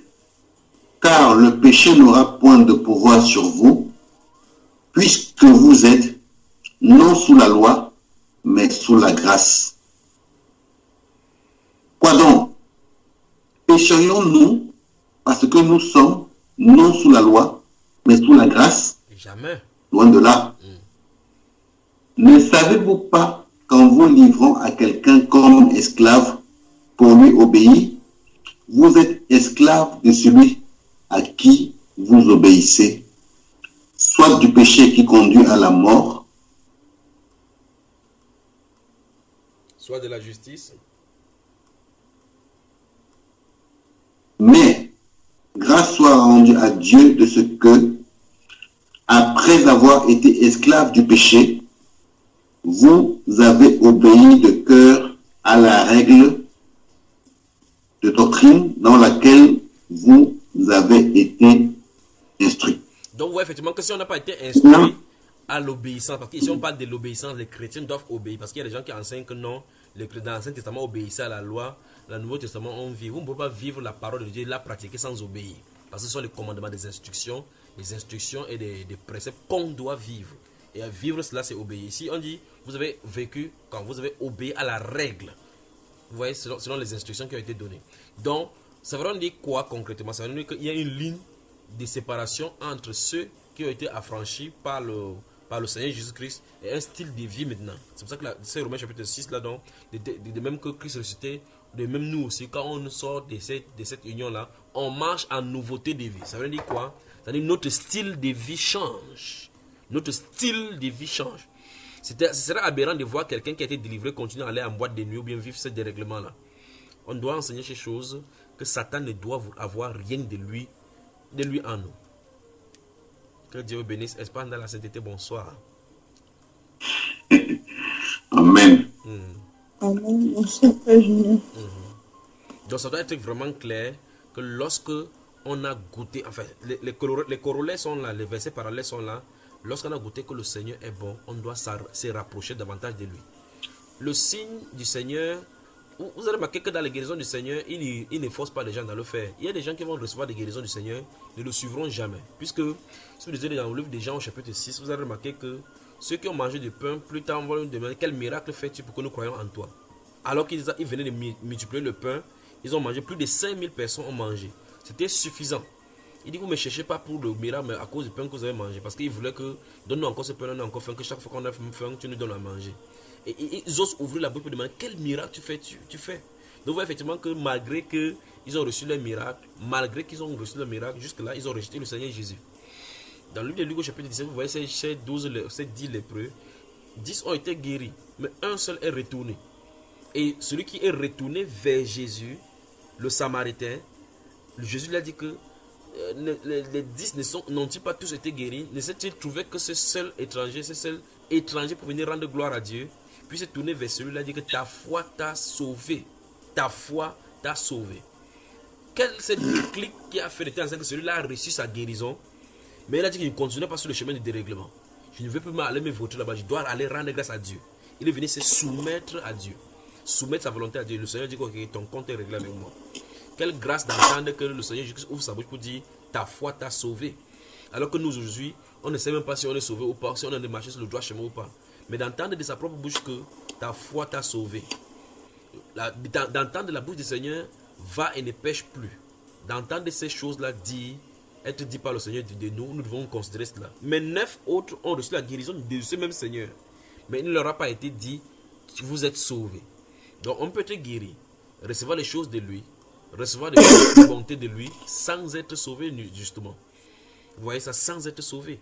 Mais le but donc pour quelqu'un qui cherche le Seigneur devrait être le fait que si j'ai goûté que le Seigneur est vraiment bon, je dois m'approcher de lui. Je dois m'approcher davantage de lui. Et même, il y a des gens qui ne voient pas ces choses-là sur eux. C'est-à-dire qu'ils voient le Seigneur faire. La Bible déclare dans le livre des Jean au chapitre 11, si vous lisez à partir du verset 25, lorsqu'il est allé là-bas et qu'il a ressuscité Lazare, il déclare que beaucoup de Juifs qui étaient venus là-bas et qui ont vu cela crurent. Or, le Seigneur n'a pas été bon pour eux directement. Ils ont vu quelque chose de leurs yeux. Ils ont vu la mort prendre Lazare. Ils ont vu Lazare être mis là-bas, embaumé et enterré. Il est venu là-bas, cette voix qui a créé les cieux et la terre a dit, Lazare sort. Quand il est sorti, la Bible déclare qu'ils ont vu cela, ils ont cru. Mais malgré cela, dans ces groupes de personnes qui ont vu, il y avait des gens qui ont vu et qui n'ont pas cru. La Bible déclare que quelques-uns sont plutôt allés chez les pharisiens et disent que vous savez ce que Jésus a fait? Beaucoup de personnes vont par là-bas. La Bible déclare à partir de ces jours-là, son arrêt de mort a été signé. Comment se fait que les gens ont vu les mêmes choses, d'autres ont cru? Donc, le Seigneur peut faire que son œuvre ne s'exerce pas directement dans ta vie, mais que tu sois témoin de son œuvre. Pour quelqu'un que tu vois qui est malade à côté de toi jusqu'à l'article de la mort, et qu'on prie pour cette personne, tu vois, au nom de Jésus de Nazareth, sois guéri et la personne est rétablie, en bon point. Toi qui es devant et qui as vu le miracle, tu n'as pas d'excuse devant le Seigneur. C'est pour ça qu'il a fait beaucoup. Vous avez remarqué qu'à Capernaum, Jérusalem, ainsi de suite, la Bible déclare que le Seigneur va commencer à faire des reproches dans beaucoup de villes dans lesquelles s'est passé beaucoup de ces miracles. Il va commencer à dire Capernaum, Capernaum. Vous voyez effectivement. Et puis, il dit, seras-tu élevé jusqu'au ciel? Il dit, non, tu seras rabaissé jusqu'au séjour des morts. Parce que les miracles ont été faits au milieu de toi. Vous voyez, ça veut dire que ces miracles-là ont été faits. C'était un signe pour les faire tourner vers le Seigneur. Et donc, mais ils ne se sont pas repentis. Il dit, car si ces choses qui ont été faites au milieu de vous avaient été faites à Sodome et à Gomorrhe, il y a cela, ils devaient se repentir en prenant le sac. Donc, ça veut dire que les signes de cette chose-là, comme la Bible a déclaré dans 1 Pierre chapitre 2, que si vous avez goûté que le Seigneur est bon, vous pouvez ne pas goûter directement. Vous pouvez avoir expérimenté en voyant quelqu'un entrer là-dedans, quelqu'un qui était sans espoir, quelqu'un qui avait des difficultés, des problèmes, et que le Seigneur a visité. Et si vous êtes témoin de ces choses-là, dis-je, c'est vraiment dire que vous êtes appelé à la repentance. Vous êtes appelé à vous regarder au Seigneur comme maître. Si le Seigneur fait comme ça suppose qu'il est réel. Ça suppose qu'il non. Il faut qu'on se confie en lui. Amen. Amen. Quelque chose à ajouter, mon frère? Non, c'est clair. Mais j'avais aussi une question, frère. Oui. Pas dans le même, mais pas dans le même sens. Vas-y, ma soeur. Vas-y. Ben, si j'aimerais clôturer avec ça avant qu'on ne passe à autre chose, si vous le permettez. Vas-y.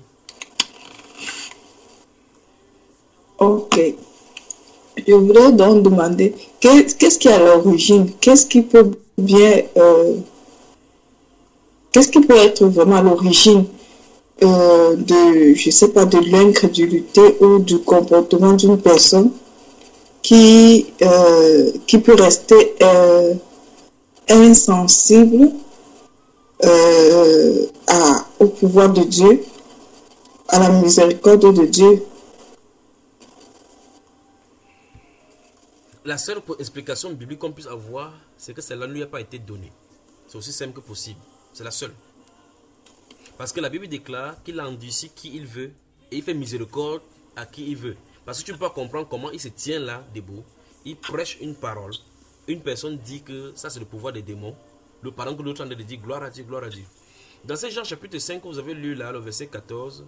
Et si vous lisez également Jean chapitre 9 à partir du verset 1. La Bible déclare pour le cadre de Jean chapitre 9 verset 1. Se trouve là-bas un homme qui a près de 40 ans et qui était né aveugle de naissance et paralytique. Vous voyez, il est aveugle de naissance. Et là, Jésus l'a trouvé là-bas. Les disciples lui ont demandé, Seigneur, est-ce que cet homme-ci là, son problème, si, ok, comme tu parles souvent des origines des péchés haut là-bas, celui-ci, son part, c'est quoi? Pourquoi au monde l'enfance va sortir du ventre et que ses yeux ne doivent pas s'ouvrir? La Bible déclare que le Seigneur dit que ce n'est ni parce qu'il a péché, ni à cause du péché de ses parents, mais c'est afin que les œuvres de Dieu s'accomplissent en lui. Vous voyez, se manifeste en lui. Donc Dieu, dans sa souveraineté, a décidé que cette personne serait aveugle de naissance pour qu'il vienne, il ouvre les yeux, pour qu'on sache que c'est celui qui ouvre les yeux. Parce que les prophéties disaient de lui dans Matthieu chapitre, enfin, dans le livre d'Isaïe chapitre 35, quand il va venir, alors où s'ouvriront les yeux des aveugles. Et maintenant, pour qu'il vienne, pour ouvrir les yeux des aveugles, il faut forcément qu'il y ait des aveugles sur le terrain. Vous voyez? Et donc Dieu s'est choisi dans la destinée, dans sa prédestination, les gens qui seront aveugles, et il va venir guérir pour que son nom soit glorifié. Comme il a dit à Moïse dans le livre d'Exode au chapitre 7 là, il dit qu'il a suscité Pharaon à dessein pour montrer en lui sa puissance. Donc Pharaon avait été suscité par Dieu pour qu'on comprenne que toute rébellion, et puis, enfin, pour que Dieu manifeste sa puissance comme il a dit. Donc la seule explication c'est, si ça ne t'a pas été donné, et si tu es destiné à être incrédule, tu seras seulement incrédule. Si tu es destiné à être endurci, tu seras endurci. La Bible déclare, si tu lis, prends le psaume 105, le psaume 105 par exemple, le psaume 105, 105. Vous y êtes? Oui. Verset 13 à 25, qu'est-ce que ça dit, le psaume 105? Verset 13 à 25. Oui. Et il allait d'une nation à l'autre, et d'un royaume vers un autre peuple. Mais il ne permit à personne de les opprimer, et il châtia des rois à cause d'eux. Ne touchez pas à mes oins, et ne faites pas de mal à mes prophètes. Il appela sur le pays la famine, il coupa tout moyen de subsistance. Il envoya devant eux un homme. Joseph fut vendu comme esclave. On serra ses pieds dans des liens, on le mit au fer, jusqu'au temps où arriva ce qu'il avait annoncé et où la parole de l'Éternel l'éprouva. Le roi fit ôter ses liens, le dominateur des peuples le délivra. Il l'établit seigneur sur sa maison et gouverneur de tous ses biens, afin qu'il pût à son gré enchaîner ses princes et qu'il enseigna la sagesse à ses anciens. Alors Israël vint en Égypte et Jacob séjourna dans le pays de Cham. Il rendit son peuple très fécond, en plus puissant que ses adversaires. Il changea leur cœur au point qu'ils haïrent son peuple et qu'ils traitèrent ses serviteurs avec perfidie. Vous entendez ce qu'il dit là? Donc, tous les événements depuis le début. Le début dit que ils allaient des nations en nations. Ça, c'est le peuple de Dieu. Et c'est Dieu qui a décidé ainsi. Alors que les rois, les nations mondaines avaient leur stabilité. Et la Bible déclare qu'il châtiait les rois à cause d'eux. Vous avez vu le cas dans Genèse chapitre 20, Abimelech et Abraham, ainsi de suite. Vous avez vu ça dans la Bible. Ce qui s'est passé avec Abimelech. Lorsqu'ils ont pris ça, il a pris sa rêve, il voulait faire ce qu'il avait fait. Dieu a traité son corps. Vous avez vu le cas de Pharaon, comment il a rendu ses femmes stériles, ainsi de suite. Et donc, vous voyez, et c'est son peuple qui était errant comme ça. La Bible déclare que Joseph est vendu par ses frères. Et enfin, le verset que tu as lu en haut là-bas, verset 16 là-bas dit, il appela la famine sur le pays. Pas vrai? Il coupa tout moyen de subsistance. Imaginez un peu comment les scientifiques sur la terre à ce moment-là comprenaient. Quand ils voyaient la famine sur la terre, ils pouvaient faire que le prix Nobel d'économie va être destiné à telle personne parce qu'on va faire la recherche pour pouvoir faire telle ou telle chose. Mais Dieu dit que c'est lui qui veut couper la famine, couper les moyens de subsistance. Il a appelé la famine sur la terre. Mais le plus grave, c'est que lorsqu'ils vont commencer à se multiplier, la Bible déclare que c'est Dieu qui les rendu féconds. Donc, ça veut dire que tous les rapports sexuels entre les couples là-bas, dans le cadre des Juifs qui étaient en Égypte, c'est Dieu qui produisait les choses pour qu'ils se multiplient. Et puis, la Bible déclare là que plus tard, il endurcit le cœur pour qu'il détourne le cœur pour que les gens puissent haïr son peuple. Le verset 25 encore, il changea, la Bible déclare même qu'il changea leur cœur, c'est-à-dire le cœur des Égyptiens, pour qu'ils haïssent son peuple à lui. Pourquoi? Parce qu'il a une destinée, une destin derrière. Maintenant, vous allez voir effectivement que subitement il y a une tension dans un pays. On commence à dire par exemple que vous voulez rentrer chez vous.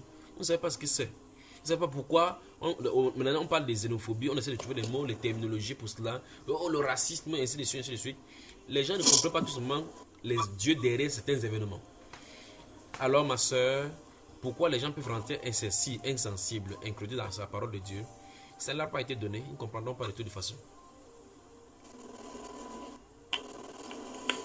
Ça va, ma soeur? Ou peut-être ils ne jugent peut-être pas l'ampleur de la colère de Dieu, du jugement qui arrive. Je ne sais pas. Mais puisqu'il y a quelqu'un qui va dire que vous aussi vous examinez l'enfer à gauche, l'enfer à droite, que même si, et d'autres même qui ouvrent leur propre bouche pour dire que même si ils aimeraient même aller en enfer, parce qu'ils vont voir Michael Jackson avec Shakira. Vous comprenez ce qu'il en est? Bah, de toute façon, Jérémie a dit que qui oserait de lui-même s'approcher de toi. Donc personne ne peut de lui-même approcher. Et Jésus a dit encore une fois de plus, en enfonçant le clou, que nul ne peut venir à moi si ce n'est lui a été donné. C'est le Père qui m'a envoyé ne l'attire.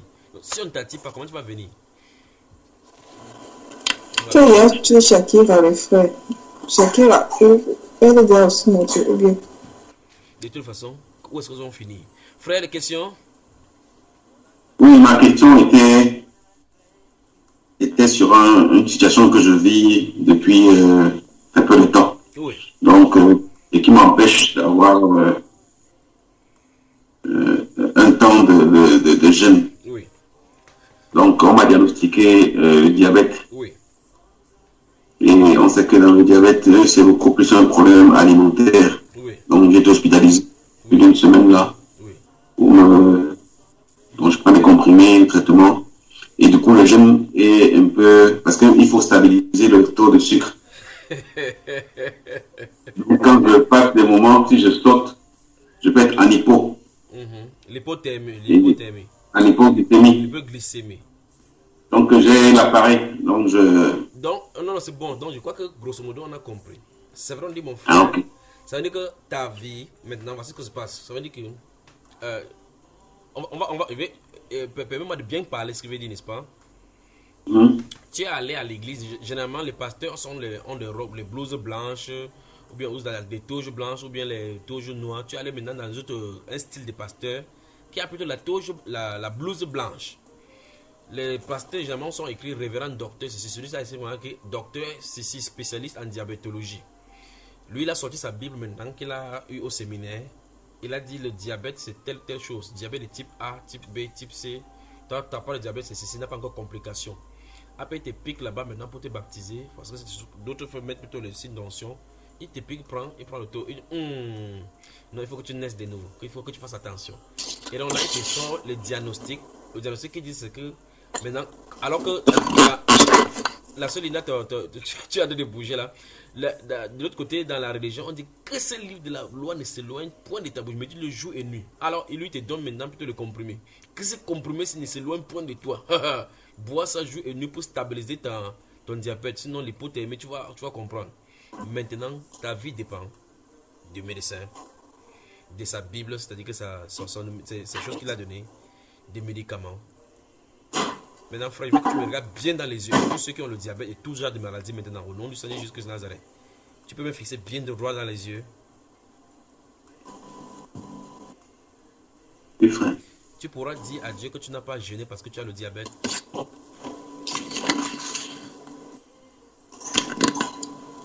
Non, il aura une très mauvaise excuse.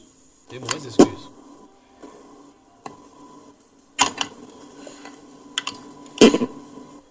Le psaume 104, la seule idée, ferme ton micro. Si tu en es de bouger, ferme le micro. Ça fait des bruits désagréables. Pour le psaume 104. Au-delà de tout ce que nous voyons,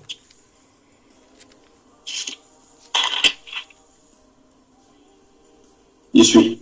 ouvre maintenant le psaume 103. Je suis. Ok. Je veux que tu lis le verset 1, doucement, doucement, jusqu'à ce que tu vois ce qui te concerne. Allons-y. Mon âme bénit l'Éternel. Que tout ce qui est en moi bénisse son saint nom. Mon âme bénit l'Éternel et n'oublie aucun de ses bienfaits. C'est lui qui pardonne toutes tes iniquités, qui guérit toutes tes maladies.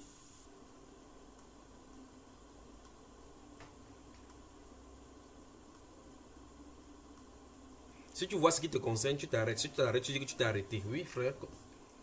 Je me suis arrêté. Pourquoi? Le verset 3 dit, c'est lui qui pardonne toutes tes iniquités. Comme tu lis ça pour moi, je sais. Parce que comme tu dis qu'il me pardonne toutes mes iniquités, je sais qu'il pardonne toutes mes iniquités. Il guérit toutes mes... C'est bien le lire pour moi. D'accord, frère? Et qui guérit toutes tes maladies. Toutes mes maladies, n'est-ce pas, frère? Mes maladies à moi. J'ai dit amen à ça. Pour moi. Ah, pour toi. Mais tu as dit lire ça pour moi. Ah, ok. C'est lui qui pardonne toutes mes iniquités, qui guérit toutes mes maladies. Je veux que toi et moi on cause maintenant en tant que bibliste. Est-ce que là où tu es devant moi, tu crois que Jésus-Christ a pardonné tous tes péchés? Je le crois. Tu crois vraiment? Et le deuxième volet là dit quoi? Le deuxième volet, comment, frère? Ces mêmes phrases là, après toutes tes maladies, tous tes péchés et toutes tes iniquités, il y a quoi? Qui guérit toutes mes maladies. On dit qui guérit, qui le fait? Jésus. Cette parole là manque. Si c'est le deuxième manque, le premier aussi manque forcément. Effectivement. Je vais fermer la Bible ce soir. Espagne dans la sainteté, bonsoir. Je vais aller me plaindre devant le Seigneur maintenant à genoux, là-bas, pour dire que nous rendons sa parole inefficace. Parce que vous allez aller dans le centre de diabétologie, vous allez vous asseoir sur un banc pour le temps d'attendre le médecin. Le païen sera là, vous serez là. Et vous allez prêcher que Jésus-Christ guérit et sauve. Nous sommes d'accord. N'est-ce pas, frère? Rentrons dans la prière. Bonsoir.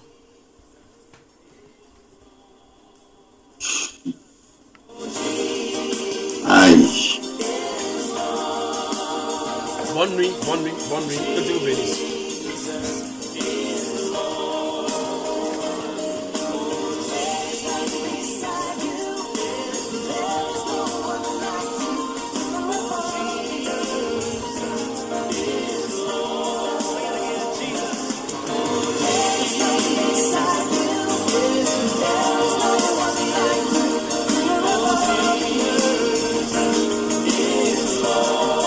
Non. Non.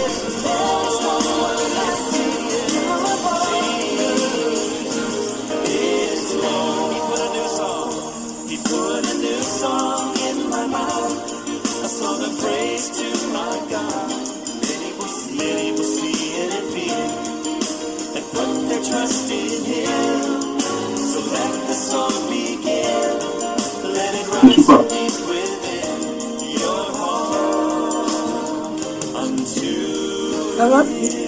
Ça va bien. Ah, ok.